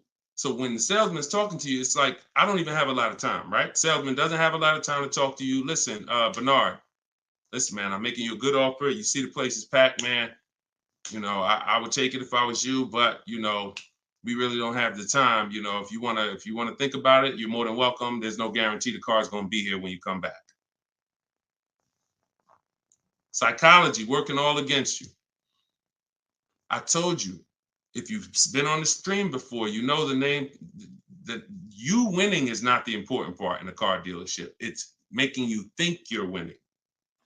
So when you want to be in a car, this is when you want to be shopping 3 months before you need to have a car. And I'm going to tell you why. If the place is a carnival, there's no reason to give cars away. There's no reason. Why do I want to do a big sale? Why do I want to discount the cars if the place is packed? There's 3 customers for every car that I have. It's a marketing game. Now, the opposite is true. You got to think about this. On the 3rd of the month, when the place is empty, 10th of the month, dealers looking at I remember we used to look at our numbers, right? Because everyone makes you think dealers only think about their numbers at the end of the month. Go at the end of the month when dealers want to hit their numbers. Don't you think dealers want to hit their numbers on the 10th? Don't you think if we have to sell 250 new cars and we look on the 10th of the month and we're like, oh, we only got 70 cars sold. We're not tracking. We're not pacing good. We look like we're going to fall. We only got 50 cars sold. Oh, this is a horrible month. Anybody who sends in an internet inquiry or they're like, oh, look, we're behind. There's not this magic thing where it's like every month at the end of the month, the last 3 days, dealers are pushing to hit their numbers. Some dealers hit their numbers 5 days before the month is up, 3 days before the month is up, which means you come in at the end, we already hit the numbers. But again, it's a game of psychology. So what I'm teaching you is to understand, I was in that game for 14 years. I was very good at playing the game. Now, I'm not going to lie. I wasn't a person who lied. Anybody who knows me from New Jersey knows anytime, the way you guys see Deshone, there's a couple people who, since, we've gotten over 2 million followers now across all these platforms. So God has blessed me. But there are people who know me. They dealt with me. And when they see my videos, what they say is, the same way he is in the videos is the same way he was in the dealership. Nothing changed. Some people are like, oh, I'm online now, I'm teaching. And then it's like, they got a bunch of people out there that's like, no, that's not, he changed when he went online. The same way I was in a dealership teaching people about numbers, about leasing, don't buy your lease, all of this stuff that I'm teaching in the stream is the same way. So the game of psychology is what you have to stop falling for. Stop looking at marketing, and now you have to look at what does make sense. That's being in the market 3 months before you need a car. I'm gonna tell you why. If your lease is up in a month, that's good because you can extend. So I always tell you, start shopping when your lease is up when you got one payment left. That's good. Start shopping your offers because if worse comes to worse, you can extend the lease for free and you can buy yourself another month or two. You want 3 months because here's what happens over 3 months. Lease deals change if you're shopping for leases. Offers and incentives change if you're shopping for cars that you're buying. If you're shopping for a new car you're buying, you can look so here's an example. Let's say I'm looking for a dark blue, Kia Sorento, right? For example, if I reach out to them, something I teach in my process is we have 2 dates. 2 dates. Those of you who have my book know this. Some of you have seen it in my free social media videos. 2 dates. As soon as date, no later than date. As soon as date is the soonest you can say yes to an offer. That's the soonest you should be looking at offers. You shouldn't be looking at offers if you can't say yes to it yet. Wasting time. Then the second date is the no later than date. That's our deadline. So the time between there, I like to see 3 months because when you reach out to a dealer, one of the things in my template in my book, one of the things you should say if you're talking to a dealer is, I can make a deal today, but I don't need a car until December, whatever. Whenever that is, in the summer, whatever. Because the time in between that is your leverage. That's the time where you could say no. That's the time where everyone else who's going in the dealership, the way everyone else shops, they're going in desperate. Oh, I need a car today. I need a car by Friday. All of the stuff they're saying out their mouth that's going to make sure they pay more because car sales people hear that stuff. And so you're not saying that. You're saying, hey, if you got a blue one and it's not going to be here for 8 weeks, I'm interested in that. See, they can't present that to these other customers that are there desperate mode right now. That car that 8 weeks away, can't present it. So inventory changes on a month-by-month basis. Incentives and rebates change on a month-by-month basis. I'm gonna tell you the biggest thing though. Let's go to used cars. Price trends change on a month-by-month basis. So when we go to shop for used cars, we always have on alert so that every single new car that hits the inventory pops up on our phone, in our email. Everything I'm teaching you is in my book. Now, I don't hold back. You can get it any way you want. You can get it on the stream. You can get it on my videos. You can get it in my book if you want it all in one spot. But so when we do this, everything new is popping up. We can see the price changes. We can monitor the price changes. But the biggest thing is when a dealer needs a deal, you're positioned. Let that sink in. I just gave you a scenario a couple minutes ago of how it looks when a manager comes in and says, all right, y'all, we got to have a meeting. Okay, y'all, it's the 10th of the month. We only got 50 cars out. We got to sell 250 cars by the end of the month. We're way behind. Anybody who is real, that's what we call a real customer, a real buyer. Get them on the phone and, see if they're open. We're not turning away any reasonable offer today. Now, for those who are desperate, need a car today, need a car this week, those people been going. They're never going to get these phone calls, very rarely, because they're moving so fast. You position. You in their email. Tom knows Sparta is been emailing me. He told me he doesn't, or she, I can't tell if it's, I can't tell by your name, whether you're a man or woman, but let me see. Sparta, hey, I know I couldn't get to your offer before. You still open? Yeah, thank you. What you got? Position. So you can't do that when you're desperate and when you're shopping. Now, if you're in an emergency, understood. You totaled your car, you need a car in 2 weeks, understood. We got plenty of people who get in, use my stuff, they get their car in 2 days, they get their car in. That's why my biggest thing is teaching you the strategies you need to get below market deals in 48 hours. But the benefits of having time can't be measured. The benefit of being able to look at deals, have dealers call you. I had one of my people who listened to me. He had a Kia Telluride. The general manager called him the last day of the month and said, look, if you could get this done today, I'll take $5,000 off the price. That's the one he ended up going with. His name is Wendell. So I don't say there's a best time to buy a car because I've seen deals at the beginning of the month. I've seen below market deals at the end of the month, non-holidays, holidays. I've also seen people overpay with no strategy at the beginning of the month, the end of the month, the holidays. So you get what I'm saying? Y'all understand that? It's all about being positioned. And if you can be positioned, you'll find that you'll love getting those calls and those emails. Like, man, all of those people, when I reached out to them, they act like they didn't want to do a deal or they couldn't get to my number. Don't worry. 2 years ago, I was shopping for my mother's Mazda CX-5. I reached out in October for the offers. I looked at the offers, didn't like them. Then I reached out in November. Same salespeople. They knew me. They know I'm serious. But, hey, I didn't like the offers last month. Didn't like the offers in November. December, guy calls me or emails me, Deshone, I got this car. Let me know if it'll work for your mother. I think I can get to your number on this. Saw the car? Yep, car works. That's the one we ended up getting. Strategy. All right, that's how I want y'all moving. Go ahead, Dolan. Next question. This one's Lisa Jane from TikTok. How are you? And we are live, y'all. This is our Wednesday, 7 p.m. live stream. So if you don't see the banner, that means we're live. If you see the banner, that means you're watching the replay. People watch the replays all throughout the week, so people get value out of the replays. But if you are not seeing the banner, that means we're live. So ask your questions.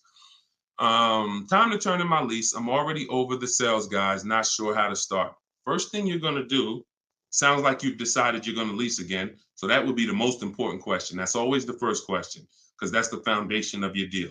Leasing versus purchasing. I always say, if you've been on the show before, you can't get a great deal if you purchase, but you should have leased. Impossible.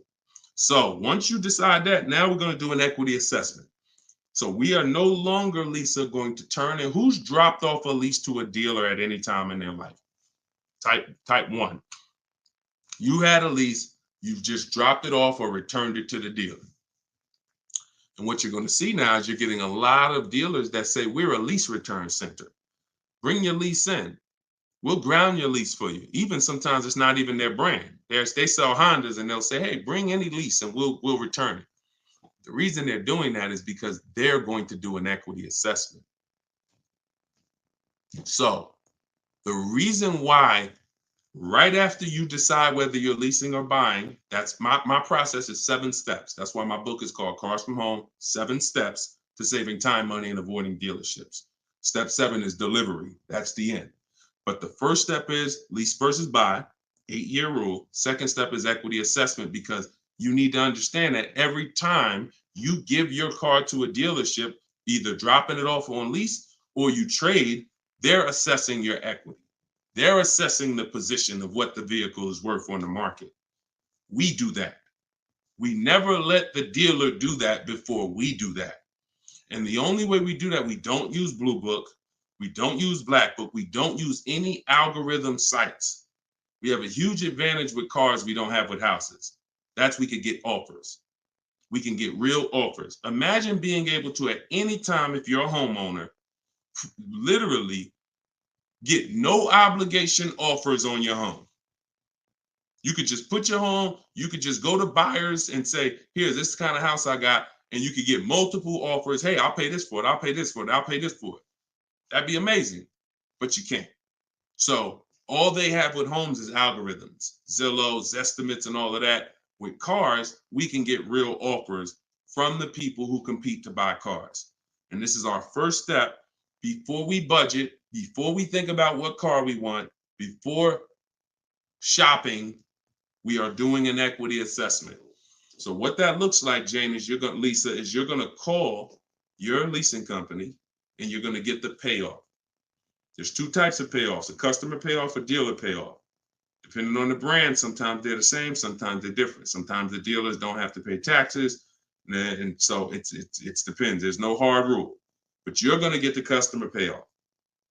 Customer payoff, then you're gonna ask them, if you that step is the same for everyone, whether you own a car, you lease a car, doesn't matter. Only people don't have to do that is if you have a paid off car. You skip that step and you go right to the next step. But if you have a lease, you're going to ask an additional question. Do I have a third party restriction? If you don't have a third party restriction, you can sell to the highest online bidder. The bidders that we're going to get, if you own your car outright, you can sell to the highest online bidder.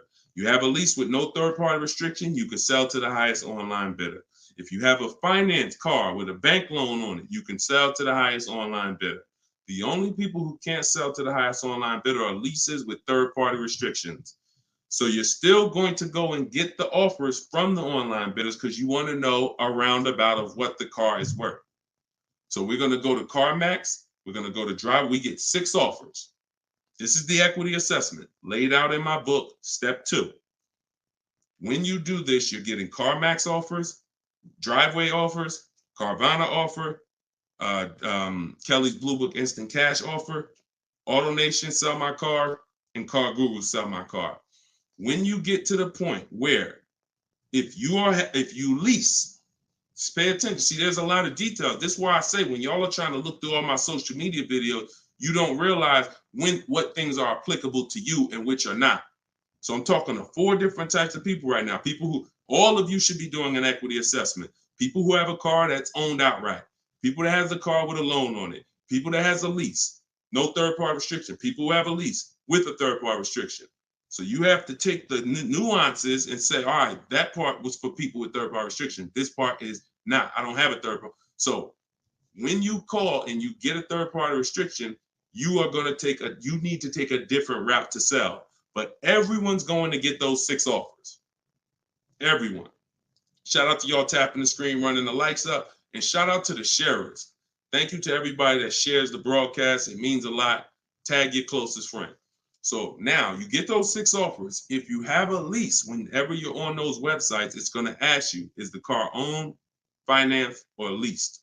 You want to put owned. Do not put lease because it triggers something in their website where it thinks every lease has a third party restriction and they may not give you an offer. So don't do that. Now, once you get those offers, you can sell to the highest bidder. Now, if you have a third party restriction, we're going to take those offers. We're going to kind of see where those offers are, kind of get an estimate, and now we're going to go and sell that car to a used car, to a brand. Let me explain it like this. If you have a BMW, you can only sell to a BMW dealer. When you have a third party restriction, you can only sell to a BMW dealer. Now, hundreds of thousands of people around the country, they found out they had a third party restriction. They bought their cars and resold them.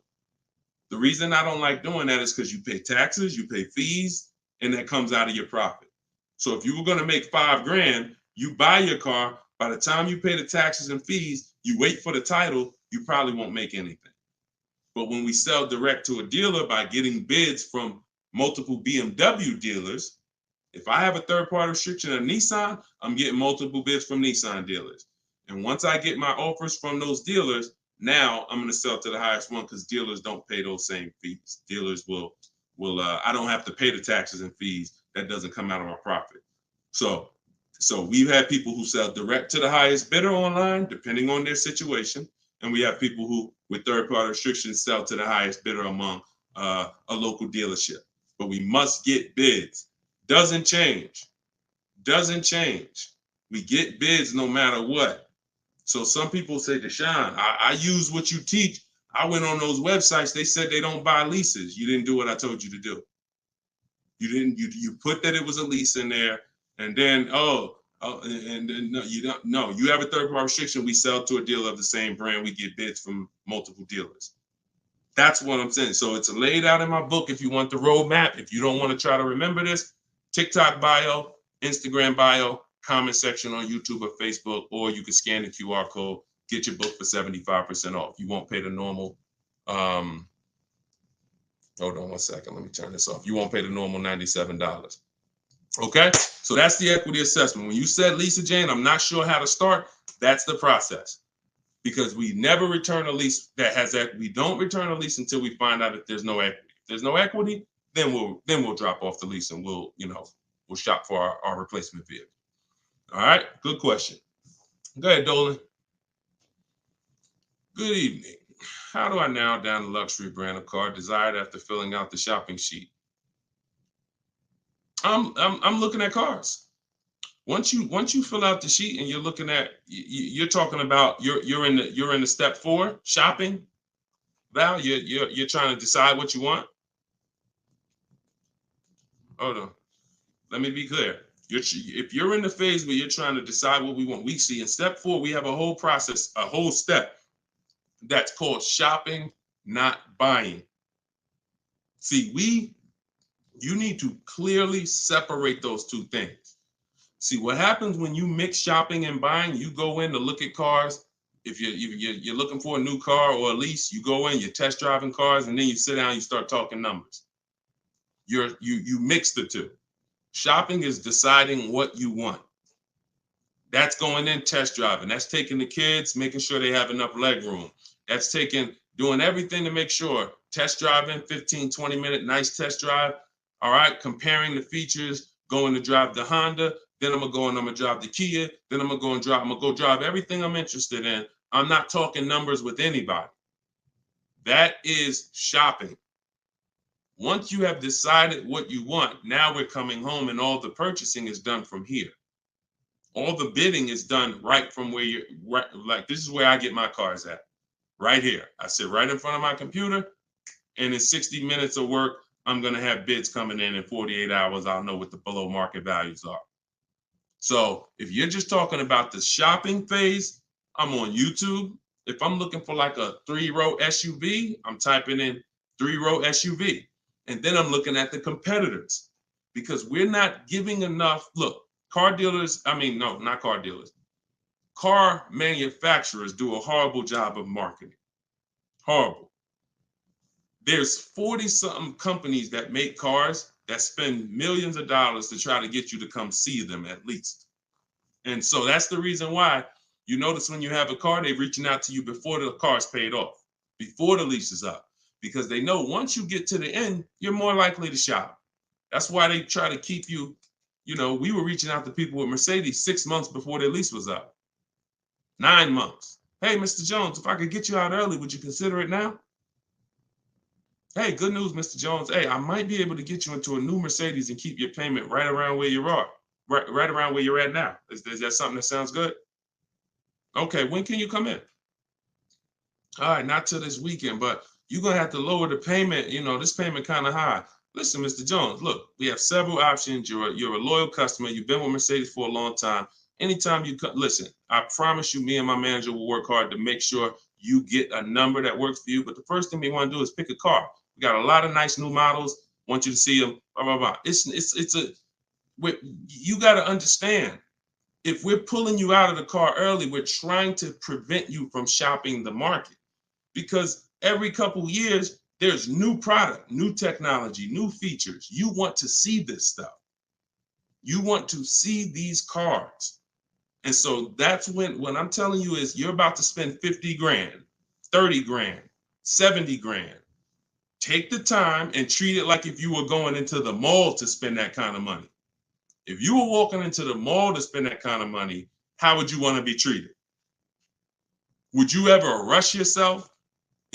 Would you want anyone rushing you to make a decision when you're about to make a $70,000 decision? A lot of you are not test driving enough cars. Now, with a used car, you can't test drive it until right before you buy it. So because every used car drives different. But for those of you leasing and getting new cars, purchasing them, you should be test driving everything that's in the category of a car you want. Everything. Test driving and then narrowing it down. This is how people end up getting a car, and in 3 months they're like, hey, I don't really like the car. It's not as comfortable as I thought. You didn't test drive it. You did a short, quick test drive. So don't rob yourself of the shopping experience. We don't. That's why I have a whole step that is only devoted to shopping. And then what you do, Val, is you put it into Google and you type in the year and you type in initial quality. That's going to tell you on that first page what the ratings say. Listen, don't ask your neighbor what they think of the new car. They might love it, but there's 10,000 other people in the country that have that same car. You need to know what is the data saying about that. 10% of those people might be dealing with electrical issues. That's going to show in that initial quality scan on Google. Then you look and you Google reliability. So initial quality's first 90 days, reliability's first 3 years. Everyone who's leasing needs to be typing those two things in.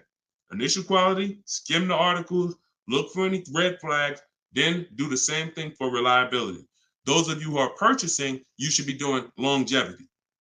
And that's going to tell you if the car has transmission problems later on. That's going to tell you what the engine is rated to do. These are 5-minute exercises that will save you from getting a Maserati that's in the shop every 3 months.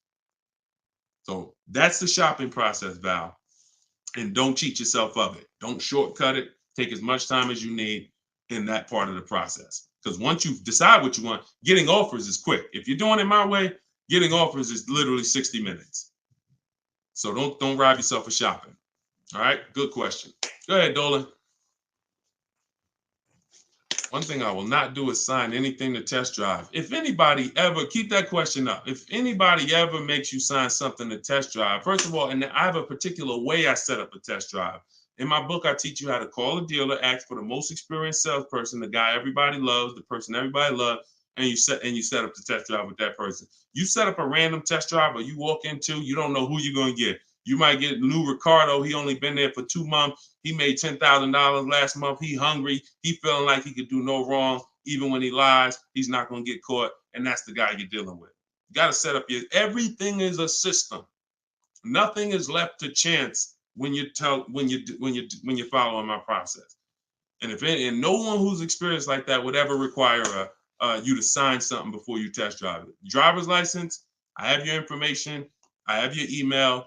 Okay, that's what we need. All this other stuff is just a trick to lock you in. It's ridiculous. Okay. All right. This one's from YouTube. Deshone, I got equity now at the end of my lease, but I got a third-party restriction. How can I sell it to a dealer without buying a new one? Separate the transactions. When Dave came in, Dave was the first person who used this strategy back in 2021. And he joined me because he said, look, I had a BMW. As soon as I found out how to get around this, that made me like $1,500 to $2,000 more because I had the third-party restriction. You call, we speak to used car managers, and you're going to get bids from used car managers. Hey, I got a car. I'm looking to sell it. I have a specific script in my book, but hey, I'm looking to sell it. And, can I give you some information about it? And you give me an offer. And we want to get at least 3 offers. It's a relatively new car, 2-3 years old, and that's it. You're having conversations and you're getting offers. These guys, their job is to buy cars. So, but that's independent of who you're getting the car from.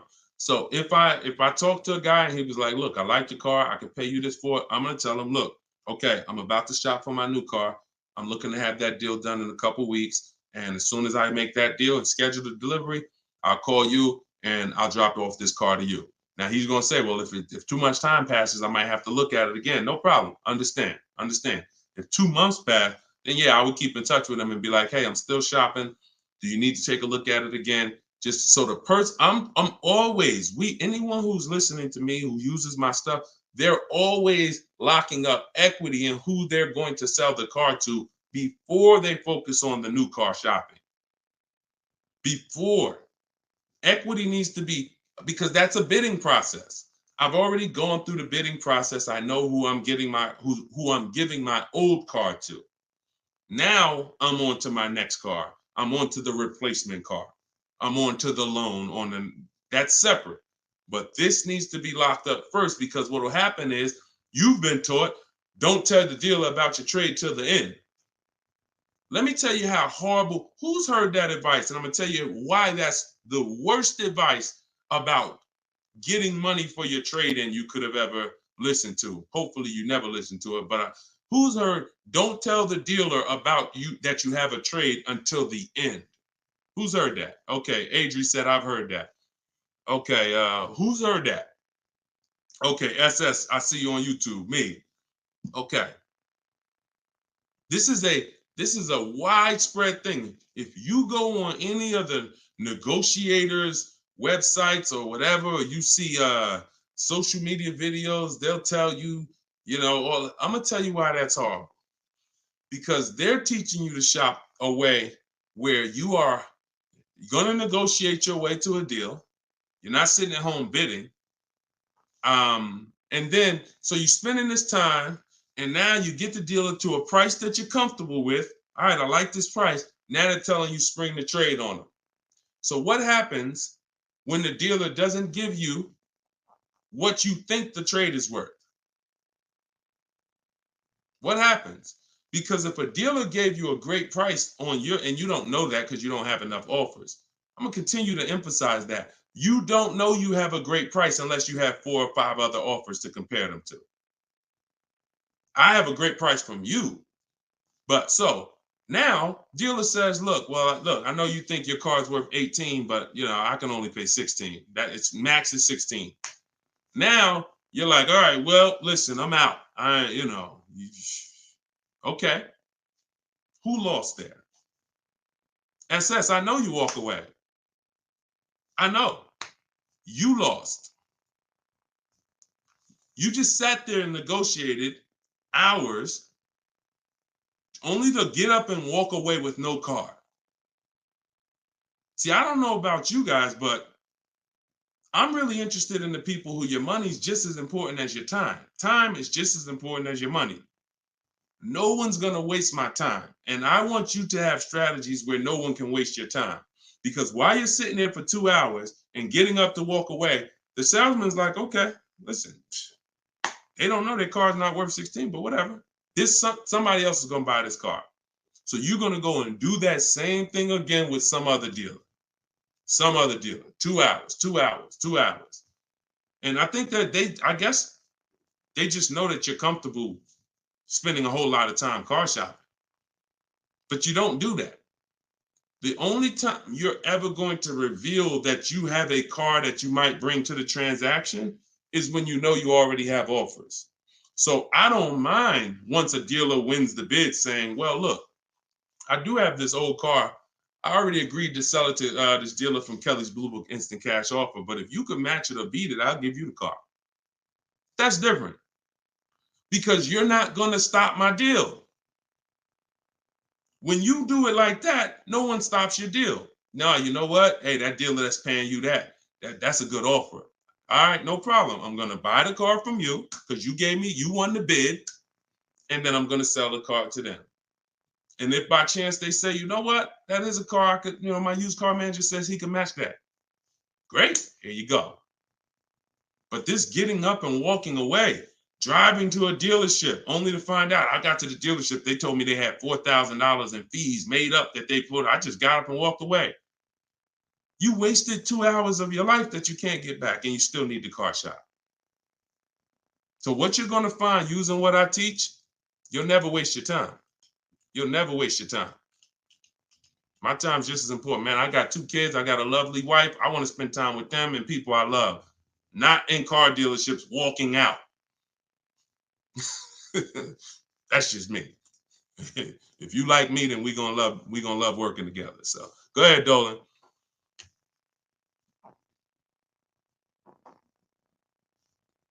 All right. Why is the dealership telling me I have to pay a down payment on a lease? You're only talking to one dealer. That's it. 80% dealer. See, listen, lazy shopping. And listen, I don't know you, Jamaica. I don't know how familiar you are with my stuff. 80% of dealers are overpriced. 80% of dealers are going to lie. You're only dealing with one dealer. That's what you're going to get. You're at the mercy of one dealer. But I'm going to tell you something. You're never going to get stuff like this. Tote, $690 a month, $54,000 BMW, sitting at home getting bids. Look, absolutely thrilled to share. I graduated.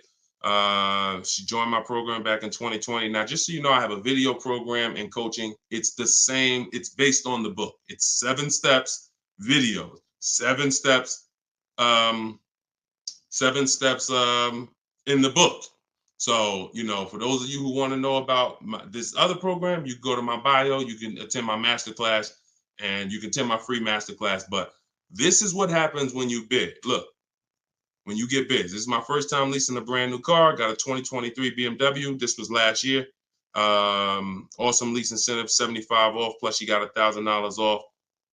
Look, Greg, 527. Look, monthly payment, 527. You don't see down payments here. Look, Danielle, $550 a month with first payment down. That's it. Included maintenance, gap insurance, all the fees. Look, we could do this all day long. This was Bonita in the middle of the pandemic.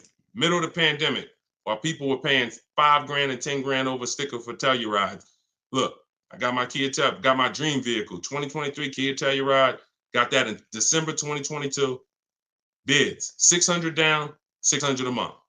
That was a 1.25 lease. I remember when she got it. And I always show that because people were out there, oh, there's no deal. People have been saying that for years. People have been saying that to me for years. Deshone, there's no deals out here. Somebody probably wrote that in the comments. I'm sure that's one of the questions. Sean, it seems like it's no deals out here. And listen, no strategy, no deals. Strategy, great deals. So one of the things we're never going to do is listen to what one dealer says. 5 dealers, 5 offers. You could do it your way, manually, or you could do it my way. It's up to you. But you get 5 offers because 4 are overpriced. That's the numbers. Okay? And that's how you guarantee when you drive off with a car that you paid the lowest price in the market. You can't guarantee you paid the lowest price in the market when you only got one price. You can't guarantee when you only got 2 prices. Now, somebody in my book, I teach something called the 25-to-5 strategy. This is for new cars and leases. We connect with 25 dealers online using my templates. You copy and paste. I got all my stuff in there. You just fill in what you want. And then we reach out to, and then out of those 25 dealers, we're shopping all their inventory. So we got a good shot of, out of 25, we got a good shot of 10 of those dealers having a car we'd be interested in. And our goal is to get 5 offers. That's it, all by email. So you can do it your way. You can call, you can do however you want, but we know this because we shop better than anyone else in this world. So when we're looking at all these offers and when we can say confidently 80% are overpriced, we can talk to someone who's only getting 1 or 2 or 3 offers and tell them there's no way you're going to get great below market deals shopping that way. It's just not going to happen. So I wish I could tell you could mix your way. The only thing I can say about mixing your way is if you don't want to use my strategies to get the 5 offers. You want to get 5 offers some other way, God bless you. But you get 5 offers if you want below market deals. And if you're looking at super popular vehicles, Charles got a Palisade. Look, he got 10 offers. I reached out to 35 Hyundai dealers, got 10 quotes back. Offers range from 1.3 to 1.23 to 1.66. He ended up with a 1.23 lease on a Hyundai Palisade. $48,000 vehicle, $597 a month. So that's why the dealer you're dealing with is telling you need a down payment because that's who they are. They're an 80% dealer. They're an 80% dealer. All right? That's just what it is. Strategy. Go ahead, Dolan.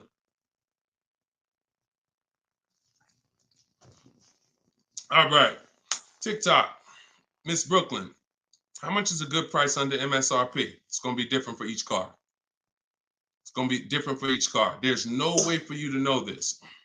No way for you to know this. Look, Eddie got a Toyota. He got $2,086 under MSRP. You don't know what the bottom is without offers. Your way of shopping the old way, you're just feeling for the bottom. No way.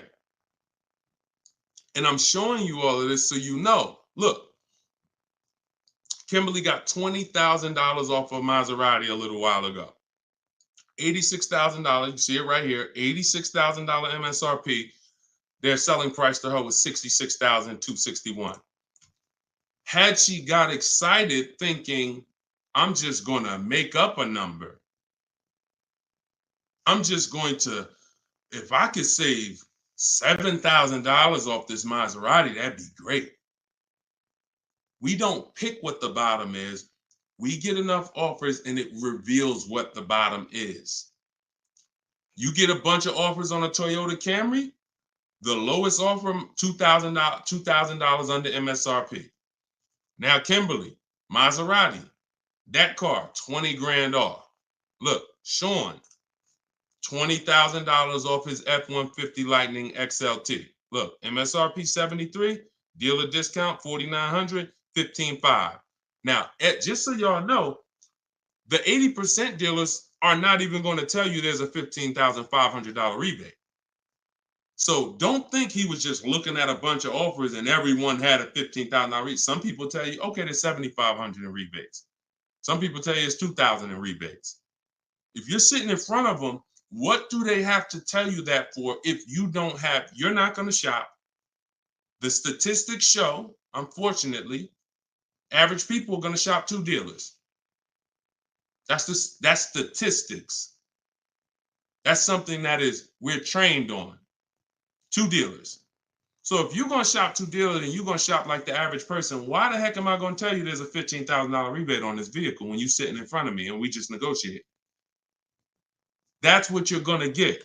So it's no way for you to predict where the bottom is. Look, it's no way.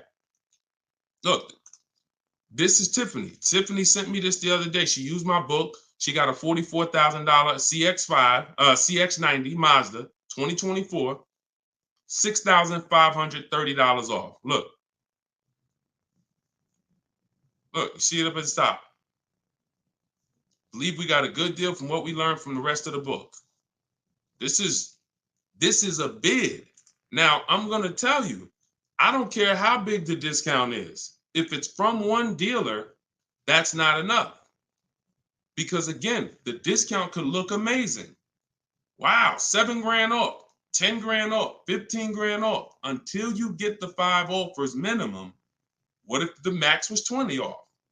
What if the max was 25 off? I told you, I sold a Maybach when I was working for Mercedes-Benz. It had a $20,000 rebate.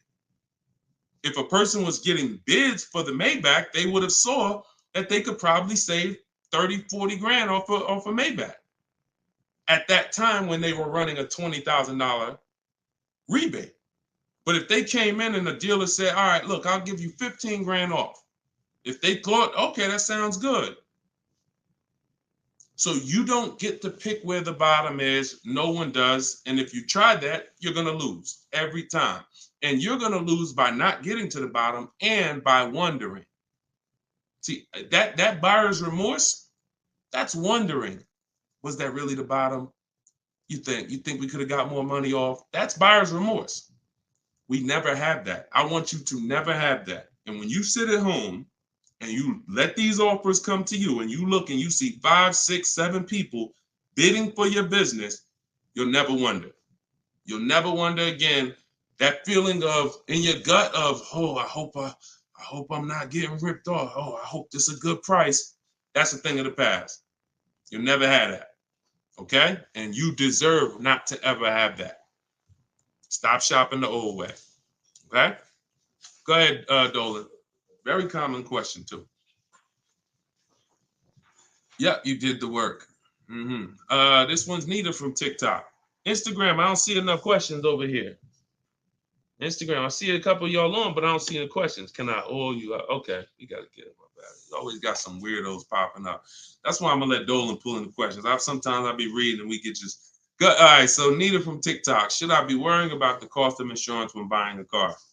I would look, insurance is insurance. I would use a site like Insurify or Jerry, the Jerry app.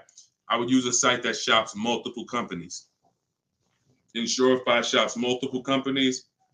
And some of the smaller companies that don't have the big budgets, some of you go to insurify.com tonight, you might save money.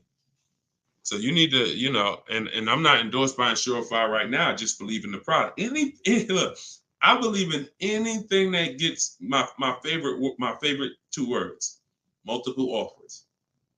Because that's how we buy everything else. That's how we buy TVs, that's how we buy electronics, that's how we buy groceries. You go in, you want some potato chips, you got 30, 40 companies competing. You got, spaghetti sauce, 10 different companies competing, trying to sell you. Oh, we're on sale this week, blah, blah, blah. It's always multiple offers. So any tool that gets multiple offers, I love it. So Insurify.com or the Jerry app. Yeah, insurance is insurance. Jay Love, how's the market looking? Watch the earlier broadcast. We answered that. That was pretty much, I think that was the first question in the show. So you could go to YouTube, watch the rebroadcast, and you'll see the answer to that question. Go ahead, Dolan, shoot that next one up.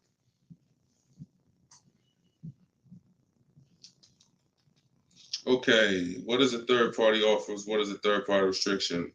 Third-party restriction is a restriction in your lease contract that says you cannot sell direct to a used car buyer other than a dealership of the same brand. So we get bids from Carvana, CarMax, Driveway, Kelly's Blue Book Instant Cash Offer, Car Gurus, and AutoNation. 3 of those offers are from local dealers. 3 of those offers are from online car buyers. And they cut a check same day. Simple process. They compete. Third-party restriction means you can't sell direct to them. You would have to buy the car and resell it. We don't do that. We sell to a dealer of the same brand. We get bids from a dealer of the same brand. So that's what a third-party restriction is, and that's how we handle those. All right. Go ahead, Dolan. Everything I'm teaching for those who just came on is in my new digital book. It's called Car Shopping. Well, it used to be called Car Shopping for people that hate car shopping. Now it's just Cars from Home. 7 steps to saving time, money, and avoiding dealerships. So for those of you who want the same results that you're seeing from all these people, if you want those below market deals to be your below market deals, and you get the roadmap, you get the guide, it's a step-by-step blueprint. First step is, because many of you don't know the 7 steps. Those of you who have the book, you know it. First step is the most important question. How many years are you keeping the car? That's the 8-year rule. That's going to help you decide whether you need to buy or shop for a great lease deal. Second step is the equity assessment. Third step is deal structure, and it's deal-focused budgeting. We don't just budget. Budgeting is whatever it is, I'll just budget and I'll see what I could afford. No, we budget for a deal. You need to know what a deal. When I'm budgeting for a lease, I'm budgeting to see if the lease is great, this is what it should cost. If I'm budgeting for a purchase, I'm budgeting, this is how much a great deal should be. I'm coming up with my max offers way before I ever go look at cars. So that's day 3. That's step 3, deal structure. Step 4 is shopping, not buying. Step 5 is multiple offers. That's when we're in the market. Step 6 is paperwork and protection. Step 7 is delivery. 7-step process. So everything is in there step by step. You can get your copy for 75% off as part of our book launch. It's in my TikTok bio, in my Instagram bio, or if you're on Facebook or YouTube, it's in the comment section, or you can scan the QR code on the screen. If you're watching us on TV, you can scan that QR code with your camera to get your copy. Be in your inbox in 5 minutes. Okay, this is Wes from Facebook. How do you feel about vehicles that are well over MSRP? Don't. See, I mean, if you guys can't see that you need help, because the language you're using is really desperate language.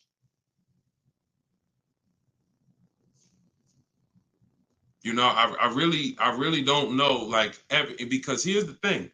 You're walking into dealers because that's all you know to do, and you're saying that stuff.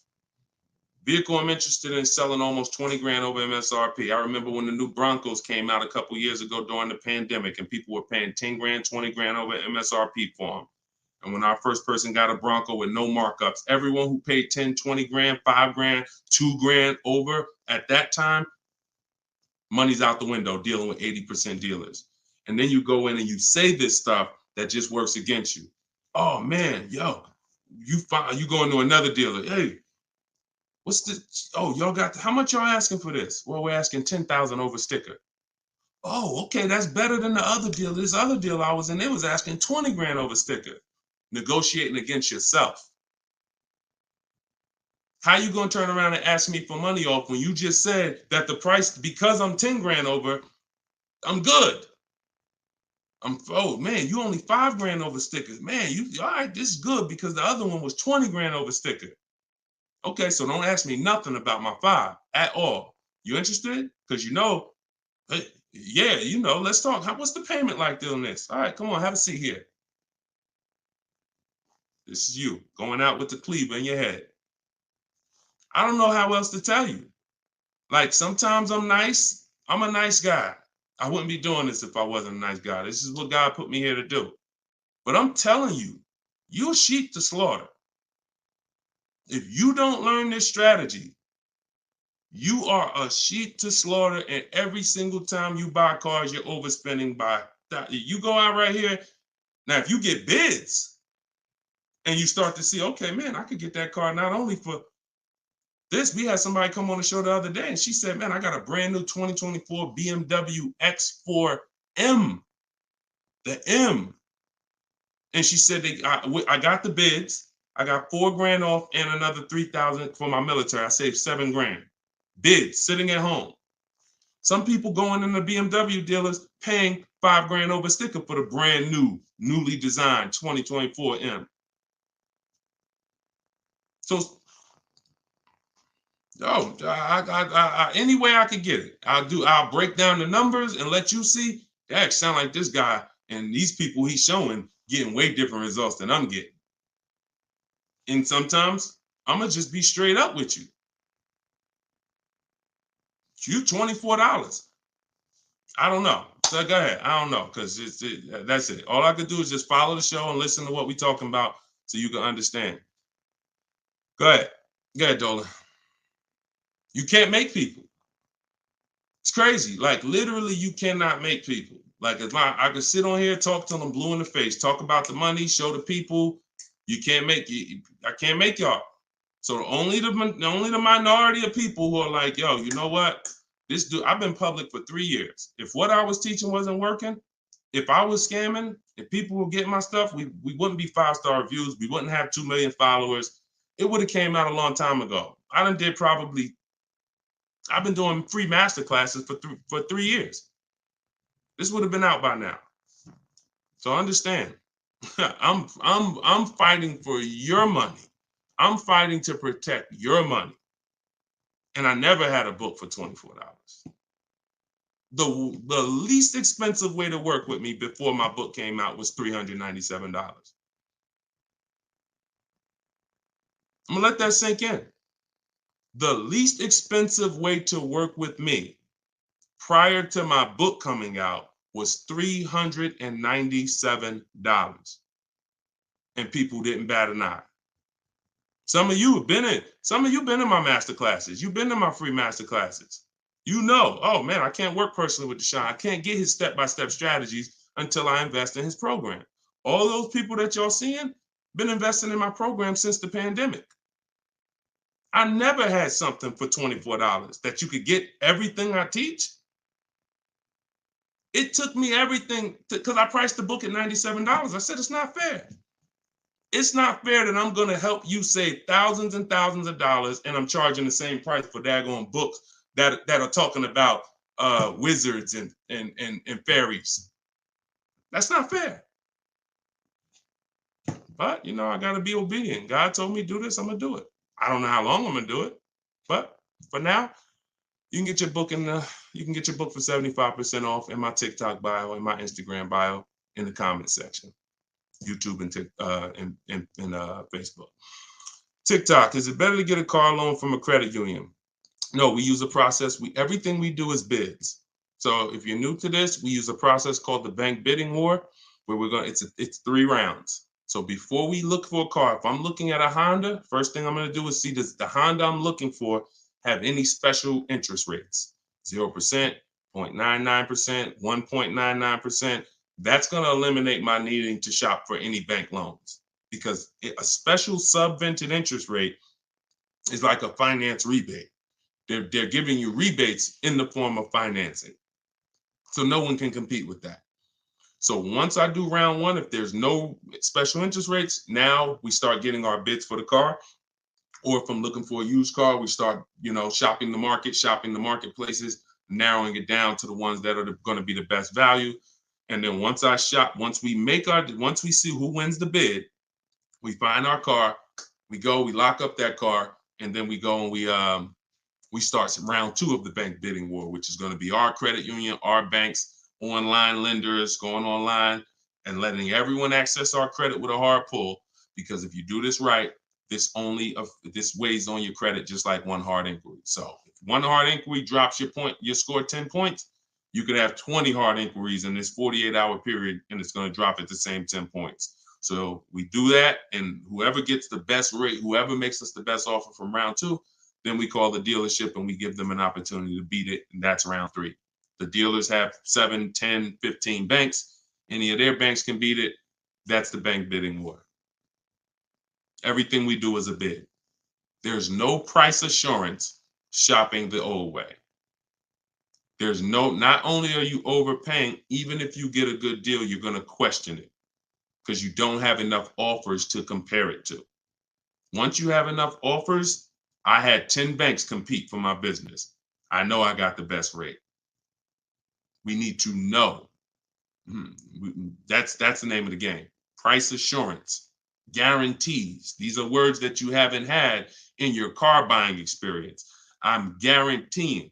If I ask any of these people here that I showed you, Tiffany with the Mazda earlier, Sean with the $20,000 off his F-150, Charles with his Palisade lease. If I asked any of these people, if you said, hey, look, are you willing to bet me $500 that there was no better offer in the market that you could have got, they'll all take the bet. I'll take the bet. But if I asked you, and I took listen, what's the last car you bought? Okay, are you willing to bet $500 that there wasn't any lower offer in the market for that same car? Would you take the bet?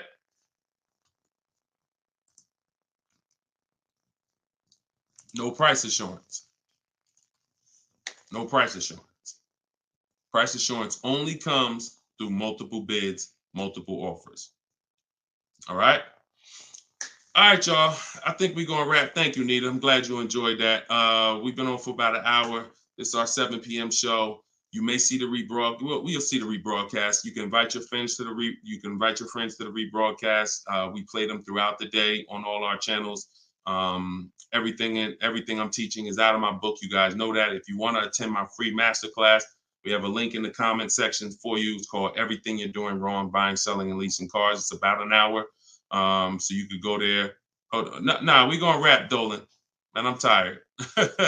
I'm tired, man. We'll wrap an hour and 2 minutes, man. Everybody can come back, join us on another live show because we got tons of questions. We could never get through all the questions. Once the stream starts heating up, we can't get through all the questions. So if you want to attend my free masterclass, it's a link in the comments, or if you're on Instagram, there's a link in my bio. You can attend. It's an hour long, and then we do Q&A after.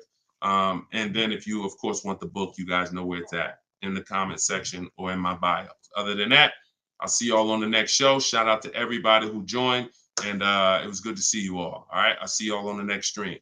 God bless you.